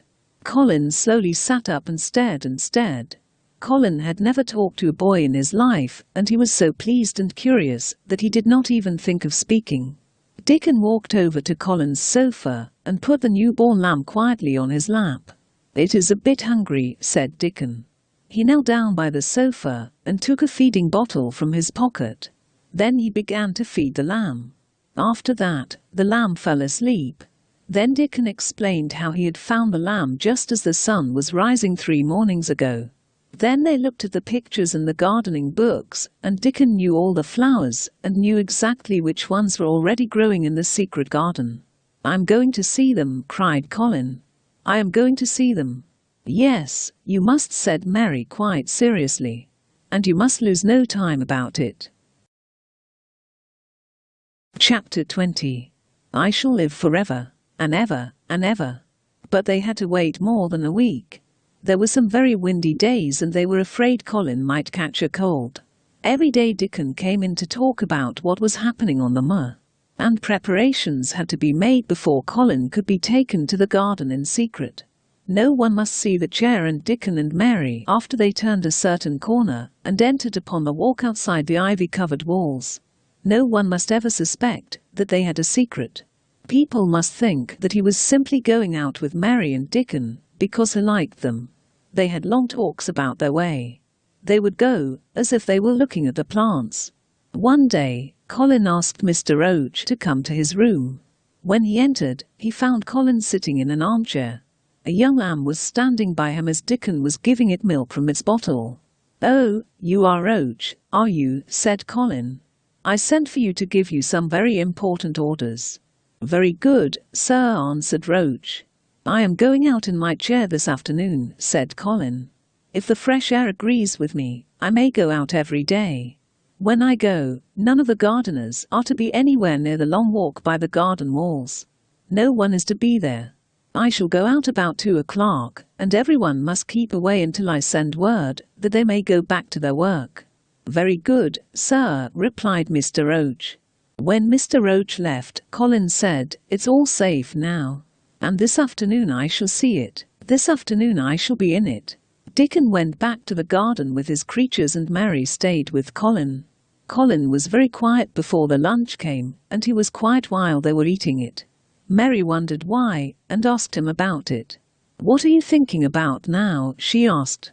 "I can't help thinking about what it will look like," he answered. "The garden?" asked Mary. "The springtime," he said. "I was thinking that I've really never seen it before. I hardly ever went out, and when I did go I never looked at it. I didn't even think about it. I never saw it in India, because there wasn't any," said Mary. A little later the nurse made Colin ready. She noticed that instead of lying while his clothes were put on, he sat up and tried to help himself, and he talked and laughed with Mary all the time. The strongest footman in the house carried Colin downstairs and put him in his wheelchair outside. Dickon was waiting there. "You can go," said Colin, and both the man and the nurse disappeared quickly inside the house. Dickon began to push the wheelchair slowly and steadily. Mary walked beside it, and Colin sat back and lifted his face to the sky. It looked very high, and the small white clouds seemed like white birds flying. Colin breathed the sweet air coming from the moor, and his big eyes looked as if they were listening. "There are so many sounds of singing and calling out," he said. Not a person could be seen in the paths they took. When at last they turned into the long walk by the ivy-covered walls, they were so excited that, for some reason, they began to speak in whispers. "This is it," breathed Mary. "This is where I used to walk up and down and wonder and wonder." "Is it?" cried Colin, and his eyes began to search the ivy. "But I can see nothing," he whispered. "There is no door." "That's what I thought," said Mary. At last, Dickon stood still and the wheelchair stopped. Mary stepped forward. "And this is the ivy the wind blew back," said Mary, and she took hold of the hanging green curtain. "And here is the door. Dickon, push him in quickly." And Dickon did it. But Colin had actually sat back, and he covered his eyes with his hands until they were inside, and the door was closed. Not till then did he take them away, and look round and round and round. The sun fell warm upon his face like a gentle hand. And in wonder Mary and Dickon stood and stared at him. He looked so strange and different, because his face and neck and hands and all had become pink. "I shall get well. I shall get well," he cried out. "Mary, Dickon, I shall get well. And I shall live forever and ever and ever." Chapter 21. Ben Weatherstaff. That afternoon the whole world seemed to be perfect and beautiful. They drew the chair under a tree, which was covered with white flowers. Mary and Dickon worked a little here and there and Colin watched them. They brought him things to look at. Dickon pushed the chairs slowly round and round the garden, stopping every other moment to let him look at wonderful flowers and trees. Every moment of the afternoon was full of new things, and every hour the sunshine grew more golden. Dickon had sat down on the grass and had just drawn out his pipe when Colin saw something he had not noticed before. "That's a very old tree over there, isn't it?" he said. Dickon looked across the grass at the tree, and there was a short moment of silence. "Yes," answered Dickon, and his low voice had a very gentle sound. Mary stared at the tree and thought. "The branches are quite grey, and there's not a single leaf anywhere," Colin went on. "It's quite dead, isn't it?" "Yes," said Dickon. "But the roses that have climbed all over it will hide every bit of the dead wood when they're full of leaves and flowers. It won't look dead then. It'll be the prettiest of all." Mary still gazed at the tree and thought. "It looks as if a big branch had been broken off," said Colin. "I wonder how it was done." "It was done many years ago," answered Dickon. Suddenly, he put his hand on Colin. "Look at that robin. There he is." Colin was almost too late, but he just caught sight of him. He flew through the trees and was out of sight. Colin laughed a little. "He's taking tea to his mate. Perhaps it's 5 o'clock. I think I'd like some tea myself." And so they were safe. "It was magic that sent the robin," said Mary secretly to Dickon afterward. For both she and Dickon had been afraid Colin might ask something about the tree whose branch had broken off 10 years ago. They saw the robin carry food to his mate 2 or 3 times, and Colin felt they must have some afternoon tea. "Go and bring here some in a basket," he said. It was a good idea. The white cloth was spread upon the grass, with hot tea and buttered toast and cakes, and the hungry children ate a happy meal. The sun was going down, the bees were going home and the birds were flying past less often. "I don't want this afternoon to go," said Colin, "but I shall come back tomorrow, and the day after, and the day after, and the day after." "You'll get plenty of fresh air, won't you?" said Mary. "I'm going to get nothing else," he answered. "I've seen the spring now, and I'm going to see the summer. I'm going to see everything grow here. I'm going to grow here myself." "You will," said Dickon. We'll have you walking about here and digging like other people before long. Colin's face turned red. Walk, he said. Dig. Shall I? You certainly will, said Dickon firmly. You've got legs of your own, like other people. There's nothing wrong with them, Colin said, but they are so thin and weak. They shake so that I'm afraid to try to stand on them. When you stop being afraid you'll stand on them, said Dickon. And you'll stop being afraid soon. I shall, said Colin, and he lay still, as if he were wondering about things. They were really very quiet for a little while. The sun was dropping lower, and they really had had a busy and exciting afternoon. Suddenly, Colin half lifted his head and cried in a loud whisper, "Who is that man?" Dickon and Mary jumped to their feet. "Man," they both cried in low, quick voices. Colin pointed to the high wall. "Look," he whispered excitedly. "Just look." Mary and Dickon turned quickly and looked. There was Ben Weatherstaff's angry face glaring at them over the wall from the top of a ladder. He actually shook his fist at Mary. "What are you doing here?" he cried. "How did you get in?" "It was the robin who showed me the way," said Mary.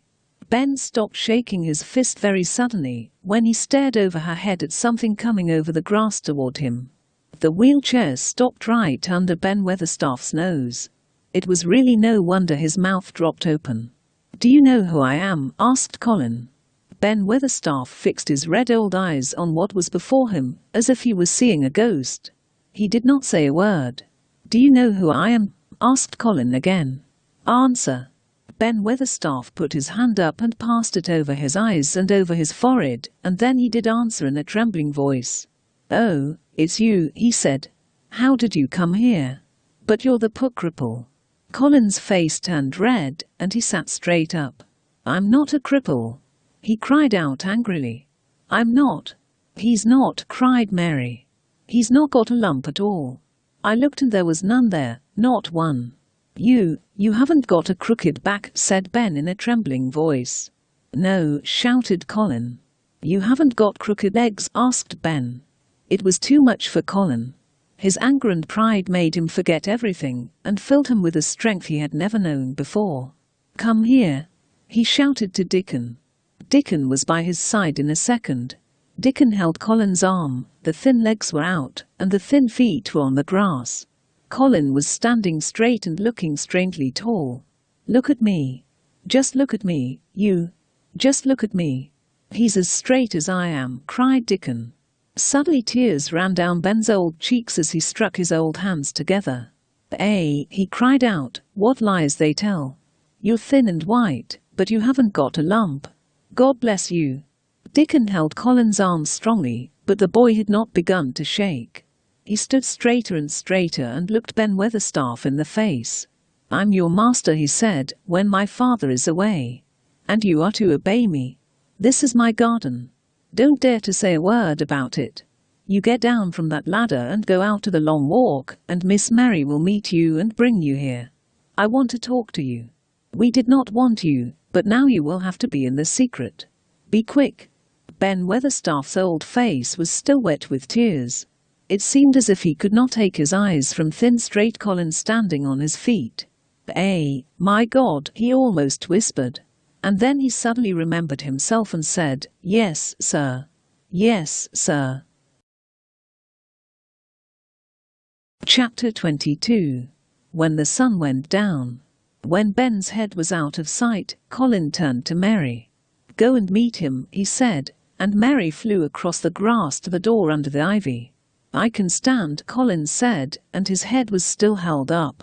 "I told you that you could, as soon as you stopped being afraid," answered Dickon. "And you've stopped." "Yes, I've stopped," said Colin. "Are you making magic?" "You are doing magic yourself," said Dickon with a smile. Colin drew himself up straighter than ever. "I'm going to walk to that tree," he said, pointing to one a few feet away from him. "I'm going to be standing when Weatherstaff comes here. I can rest against the tree if I like. When I want to sit down I will sit down." He walked to the tree, and though Dickon held his arm he was wonderfully steady. When Ben Weatherstaff came through the door in the wall he saw him standing there. He fixed his eyes on Ben Weatherstaff in his funny way. "Look at me," he said. "Look at me all over. Am I a hunchback? Have I got crooked legs? You don't, said Ben as he looked him over, up and down and up.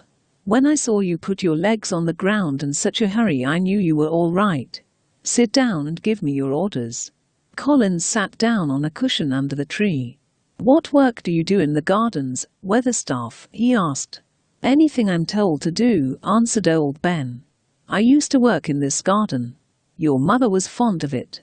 My mother, said Colin, and he looked about him quietly. This was her garden, wasn't it? Yes, it was that. And Ben Weatherstaff looked about him too. It is my garden now. I am fond of it. I shall come here every day, announced Colin. But it is to be a secret. My order is that no one is to know that we come here. Dickon and my cousin have worked and made it come alive. I shall send for you sometimes to help, but you must come when no one can see you.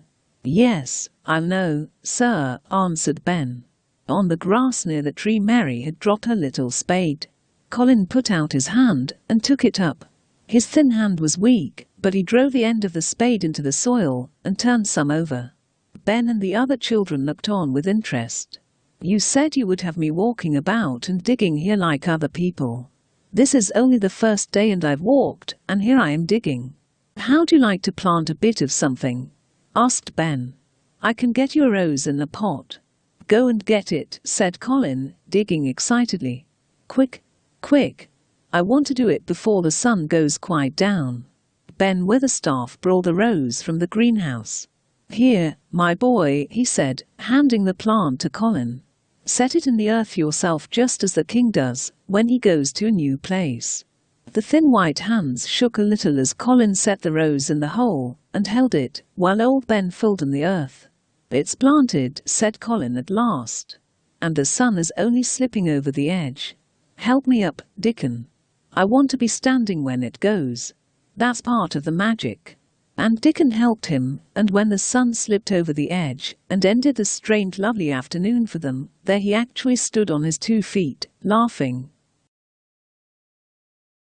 Chapter 23. Magic. Dr. Craven had been waiting some time at the house when they returned to it. When Colin was brought back to his room, the poor man looked him over seriously. You should not have stayed so long, he said. You must not get too tired. I am not tired at all, said Colin. It has made me well. Tomorrow I am going out in the morning as well as in the afternoon. I am not sure that I can allow it, answered Dr. Craven. I am afraid it would not be wise. It would not be wise to try to stop me, said Colin quite seriously. I am going. Mary sat and looked at Colin curiously for a few minutes after Dr. Craven had gone. She wanted to make him ask her why she was doing it, and of course he did. What are you looking at me for? He said. I'm thinking that I am rather sorry for Dr. Craven. Why? Asked Colin. I was thinking just then that it must have been terrible to have had to be polite for 10 years to a boy who was always rude, replied Mary. I would never have done it. Am I rude? Colin asked calmly. If you had been his own boy, said Mary, he would have hit you. But he dare not, said Colin. No, he dare not, answered Mary. Nobody ever dared to do anything you didn't like, because you were going to die. You were such a poor thing. But, said Colin, I am not going to be a poor thing. I won't let people think I'm one. I stood on my feet this afternoon. It is always having your own way that has made you so queer, Mary went on. Am I queer? Asked Colin, turning his head. Yes, answered Mary, very. And so am I. But I am not as queer as I was before I began to like people, and before I found the garden. I don't want to be queer, said Colin. He was a very proud boy. He lay thinking for a while, and then Mary saw his beautiful smile begin. I shall stop being queer, he said, if I go every day to the garden. There is magic in there, good magic, you know, Mary. I am sure there is. So am I, said Mary. Every morning Colin was brought out, and every hour of each day, when it didn't rain he spent in the garden. Even grey days pleased him. He would lie on the grass watching things growing, he said. Of course there must be lots of magic in the world, he said wisely one day, but people don't know what it is like, or how to make it. Perhaps the beginning is just to say nice things are going to happen until you make them happen. I am going to try and experiment. The next morning when they went to the secret garden, he sent at once for Ben Weatherstaff. Ben came as quickly as he could and found Colin standing on his feet under a tree, smiling. "Good morning, Ben Weatherstaff," he said. "I want you and Dickon and Miss Mary to stand in a row and listen to me, because I am going to tell you something very important."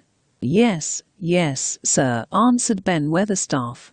"I am going to try a scientific experiment," explained Colin. "When I grow up I am going to make great scientific discoveries, and I am going to begin now with this experiment." "Yes, yes, sir," said Ben Weatherstaff at once, though this was the first time he had heard of great scientific discoveries.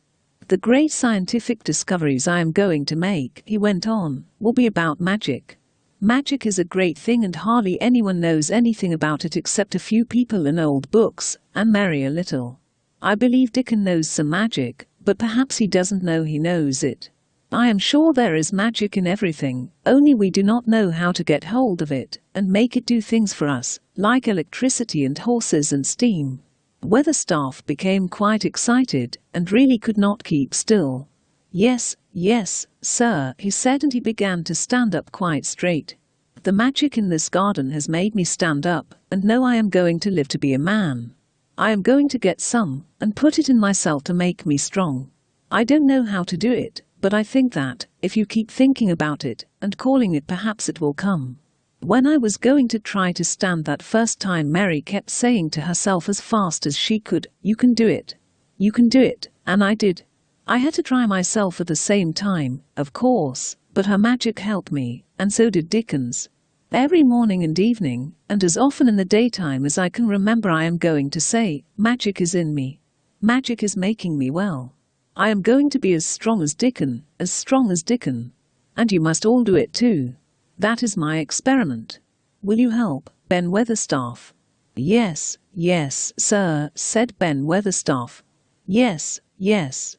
"Do you think the experiment will work?" Colin asked Dickon. "Yes," Dickon answered with a smile, "I do. It'll work just as the seeds do, when the sun shines on them. It'll work for sure. Shall we begin it now?" Everyone said yes. "Then I will chant," said Colin. And he began. "The sun is shining, the sun is shining. That is the magic. The flowers are growing, the roots are moving. That is the magic. Being alive is the magic, being strong is the magic. The magic is in me, the magic is in me. It is in me, it is in me. It's in every one of us. Magic, magic. Come and help." He said it a great many times. At last Colin stopped. "Now I am going to walk round the garden," he announced. So the procession was formed.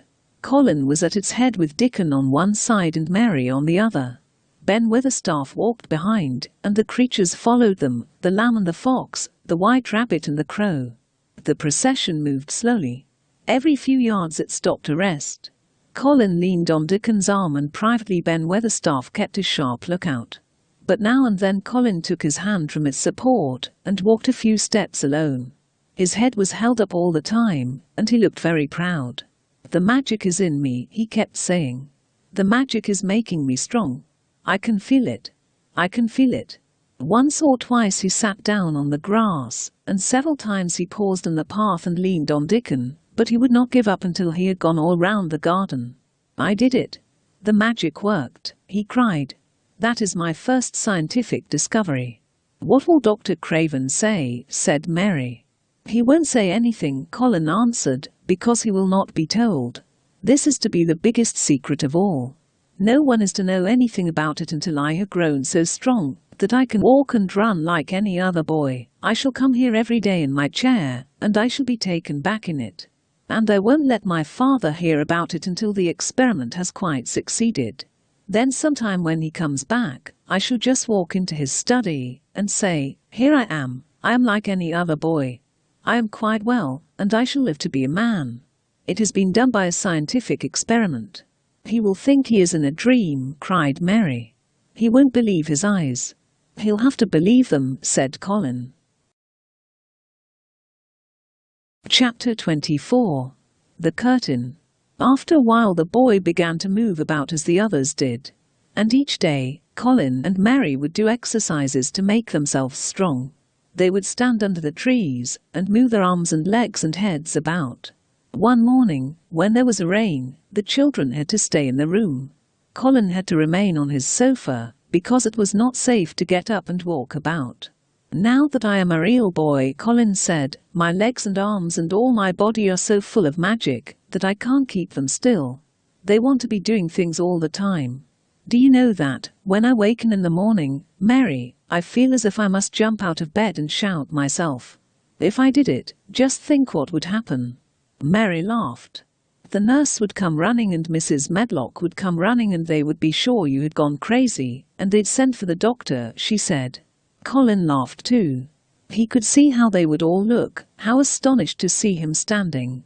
"I wish my father would come home," he said. "I want to tell him myself. I'm always thinking about it, but we couldn't go on like this much longer. I can't stand lying still and pretending, and besides I look too different. I wish it wasn't raining today." Then Mary had an idea. "Colin," she began, "do you know how many rooms there are in this house?" "About 1,000, I suppose," he answered. "There's about 100 no one ever goes into," said Mary. "And one rainy day I went and looked into so many of them. No one ever knew, though Mrs. Medlock nearly found me out. I lost my way when I was coming back and I stopped at the end of your corridor. That was the second time I heard you crying." Colin started up on his sofa. 100 rooms no one goes into," he said. "It sounds almost like a secret garden. Suppose we go and look at them. Wheel me in my chair and nobody would know we went." "That's what I was thinking," said Mary. "No one would dare to follow us. We could do our exercises. There is a little Indian room, where there are ivory elephants. There are all sorts of rooms." "Ring the bell," said Colin. When the nurse came in he gave his orders. "I want my chair," he said. "Miss Mary and I are going to look at the part of the house which is not used. John can push me as far as the picture gallery because there are some stairs. Then he must go away and leave us alone until I send for him again." When the footman had wheeled a chair into the picture gallery and left the two together, Colin and Mary looked at each other. As soon as Mary had made sure that John was really gone, Colin got out of his chair. "I am going to run from one end of the gallery to the other," he said, "and then I am going to jump, and then we will do exercises." And they did all these things and many others. They looked at the portraits, and found the little girl dressed green, and holding the parrot on her finger. "All these," said Colin, "must be my relations. They lived a long time ago. That parrot one, I believe, is one of my great-great-aunts. She looks rather like you, Mary, when you came here. Now you are a great deal fatter and better looking." "So are you," said Mary, and they both laughed. They went to the Indian room and amused themselves with the ivory elephants. They saw more rooms and made more discoveries. "I'm glad we came," Colin said. "I never knew I lived in such a big queer old place. I like it." When they returned to Colin's room, he was so hungry that he ate up all the lunch. When the nurse carried the tray downstairs, she said to the cook, "Look at that. This is a house of mystery, and those two children are the greatest mysteries in it." "He weighs twice as much today as he did a month ago," said the strong young footman John. That afternoon Mary noticed that something new had happened in Colin's room. She said nothing today, but she sat and looked at the picture on the wall. She could look at it, because the curtain had been drawn aside. That was the change she noticed. "I know what you want me to tell you," said Colin, after she had stared a few minutes. "I always know when you want me to tell you something. You are wondering why the curtain is drawn back. I am going to keep it like that." "Why?" asked Mary. "Because it doesn't make me angry anymore to see her laughing. I want to see her laughing like that all the time. I think she must have been a sort of magic person perhaps." "You are so like her now," said Mary. "I think perhaps you are her ghost made into a boy." That idea seemed to impress Colin. He thought it over, and then answered her slowly. "If I were her ghost, my father would be fond of me." "Do you want him to be fond of you?" asked Mary. "I used to hate it, because he was not fond of me. If he grew fond of me, I think I should tell him about the magic." It might make him more cheerful. Chapter 25. Its Mother. The secret garden was not the only one Dickon worked in. Round the cottage on the Moor there was a piece of ground with a low stone wall around. Early in the morning and late in the afternoon, Dickon worked there, planting or tending potatoes and cabbages, and carrots for his mother. When Mrs. Sowerby had time, she liked to go out and talk to him. That was when she heard of all that happened at Misselthwaite Manor. At first she was only told that Master Colin enjoyed going out into the grounds with Miss Mary, and that it was doing him good. But it was not long before the two children agreed that Dickon's mother might come into the secret. So one evening, Dickon told the whole story. One day, they were in the garden as usual, when something across the garden attracted Colin's attention. "Who's coming in here?" he said quickly. "Who is it?" The door had been pushed gently open and a woman had entered. Dickon's eyes lighted up. "It's Mother," he cried and ran across the grass. Colin began to move toward her too, and Mary went with him. They both felt their hearts beat faster. "It's Mother," Dickon said again when they met halfway. "I knew you wanted to see her, and I told her where the door was hidden." Colin held out his hand. "Even when I was ill I wanted to see you," he said, "you and Dickon in the secret garden. I'd never wanted to see anyone or anything before." She stared at his face for a moment. Dear boy," she cried. Dear boy. Are you surprised because I am so well?" he asked. She put her hand on his shoulder and smiled. "Yes, I am," she said, "but you're so like your mother that you made my heart jump." "Do you think," said Colin, "you will make my father like me?"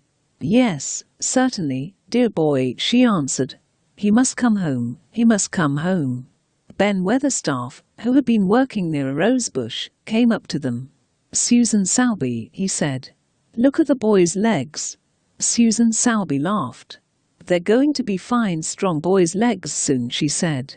"Let him go on playing and working in the garden, and he will become the strongest boy in Yorkshire."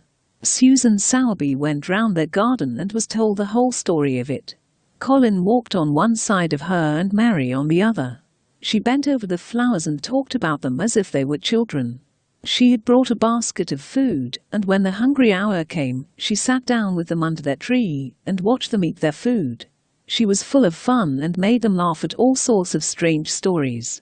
"You see, we can't help laughing nearly all the time when we are together," explained Colin. They also talked of the visit they were to make to her cottage. They planned it all.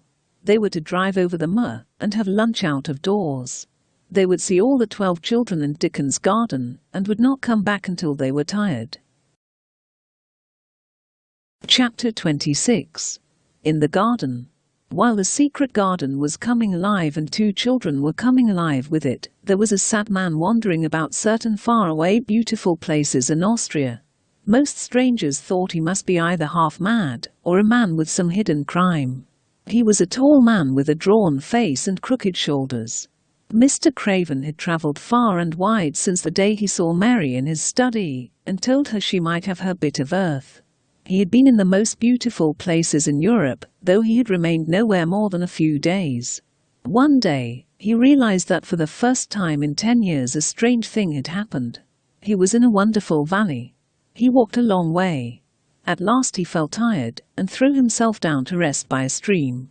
As he sat staring into the clear water, Archibald Craven gradually felt his mind and body both grow quiet as the valley itself. He did not know how long he sat there, or what was happening to him, but at last he got up slowly and stood there, drawing a long, deep, soft breath. Something seemed to have been freed in him, very quietly. "What is it?" he said, almost in a whisper, and he passed his hand over his forehead. "I almost feel as if I were alive." He did not understand it all himself, but he remembered this strange hour months afterward, when he was at Misselthwaite again, and he found out quite by accident that on this very day Colin had cried out as he went into the secret garden, "I am going to live forever and ever and ever." Perhaps, he thought, my body is growing stronger. He began to think of Misselthwaite and wonder if he should not go home. Now and then he wondered about his boy. He asked himself what he should feel when he went and stood by his bed again, and looked down at the thin white face while it slept. One night, he had a dream. His dream was so real that he did not feel as if he were dreaming. He heard a voice calling. It was sweet and clear and happy and far away. It seemed very far, but he heard it clearly, as if it had been at his very side. "Archie, Archie, Archie," it said, and then again, sweeter and clearer than before, "Archie, Archie." He jumped to his feet, not even surprised. It was such a real voice, and it seemed so natural that he should hear it. "Lilias, Lilias," he answered. "Lilias, where are you?" "In the garden," it came back clearly. "In the garden." And then the dream ended. But he did not awaken. He slept soundly and sweetly all through the lovely night. When he did awake in the morning, a servant came and brought him some letters. When he had gone away, Mr. Craven sat a few moments holding them in his hand. He was remembering the dream, the real dream. "In the garden," he said, wondering at himself. "In the garden. But the door is locked, and the key is buried deep." When he looked at the letters a few minutes later, he saw that the one lying at the top of the rest was an English letter, and came from Yorkshire. He opened it, and the first words attracted his attention at once. "Dear Sir, I am Susan Sowerby who spoke to you once on the Moor. I think you would be glad to come home and, if you will excuse me, sir, I think your lady would ask you to come, if she was here. Your servant, Susan Sowerby." Mr. Craven read the letter twice before he put it back in its envelope. He kept thinking about the dream. "I will go back to Misselthwaite," he said. "Yes, I'll go at once." In a few days he was in Yorkshire again, and on his long railroad journey he found himself thinking of his boy as he had never thought in all the 10 years past. During those years he had only wished to forget him. Now, he remembered the black days when he had cried like a madman, because the child was alive and the mother was dead. He had refused to see it. And when he had gone to look at it at last, it had been such a weak thing that everyone had been sure it would die in a few days. But to the surprise of those who took care of it, the days passed and it lived, and then everyone believed it would be a crippled creature. He had not meant to be a bad father, but he had not felt like a father at all. He had supplied doctors and nurses and everything, but he had refused to think of the boy, and had felt great sadness. On the train, the man who was coming alive began to think in a new way, and he thought long and deeply. "Perhaps I have been all wrong for 10 years, he said to himself. 10 years is a long time. It may be too late to do anything, quite too late. What have I been thinking of?" When he arrived at the manor, the servants who received him noticed that he looked better. He went into the library and sent for Mrs. Medlock. "How is Master Colin, Medlock?" he asked her. "Well, sir," Mrs. Medlock answered, he's different. Worse," he suggested. Mrs. Medlock really turned red. "Well, you see, sir," she tried to explain, "to tell the truth, sir, Master Colin might be better, and he might be changing for the worse." "Where's he now?" Mr. Craven asked. "In the garden, sir." "He's always in the garden." Mr. Craven hardly heard her last words. "In the garden," he said, and after he had sent Mrs. Medlock away, he stood and repeated it again and again. "In the garden." He turned and went out of the room. He came to the long walk by the ivy-covered walls. He walked slowly, and his eyes were on the path. He knew where the door was even though the ivy hung thick over it, but he did not know exactly where it lay, that buried key. So he stopped and stood still, looking about him. Suddenly, he heard the sounds of running feet and cheerful cries. And then the feet ran faster and faster. They were nearing the garden door. The door in the wall was thrown wide open, and a boy ran out. He was a tall boy and a handsome one. His face was red. He threw the thick hair back from his forehead and lifted a pair of grey eyes. Mr. Craven was astonished. Who? What? Who? This was not what Colin had expected. This was not what he had planned. He had never thought of such a meeting. And yet to come dashing out, winning a race, perhaps it was even better. He drew himself up to his very tallest. "Father," he said, "I'm Colin. You can't believe it. I'm Colin." Colin did not understand what his father meant when he said hurriedly, "In the garden." "In the garden?" "Yes," said Colin. "It was the garden that did it, and Mary and Dickon and the creatures, and the magic. No one knows. We kept it to tell you when you came. I'm well. I can beat Mary in a race. I'm going to be an athlete. Colin said it all like a healthy boy. He put out his hand and laid it on his father's arm. Aren't you glad, father? He ended. Aren't you glad? I'm going to live forever and ever and ever. Mr. Craven put his hands on both the boy's shoulders and held him still. He knew he dared not even try to speak for a moment. Take me into the garden, my boy, he said at last, and tell me all about it. And so they led him in. He stood silent just as the children had done when they came in. He looked round and round. I thought it would be dead, he said. Mary thought so at first, said Colin. But it came alive. Then they sat down under their tree, all but Colin, who wanted to stand while he told the story. It was the strangest thing he had ever heard. Mr. Craven laughed while he was listening, until tears came into his eyes, and sometimes tears came into his eyes when he was not laughing. Now, Colin said at the end of the story, it need not be a secret anymore. I dare say it will frighten them when they see me, but I am never going to get into the chair again. I shall walk back with you, father, to the house. When Mrs. Medlock looked out of the window, she threw up her hands and gave a little scream. And every man and woman servant ran across the servants' hall and stood looking through the window with their eyes wide open. Across the garden came the master of Misselthwaite, and he looked as many of them had never seen him. And by his side, with his head up in the air, and his eyes full of laughter, walked as strongly and steadily as any boy in Yorkshire, Master Colin.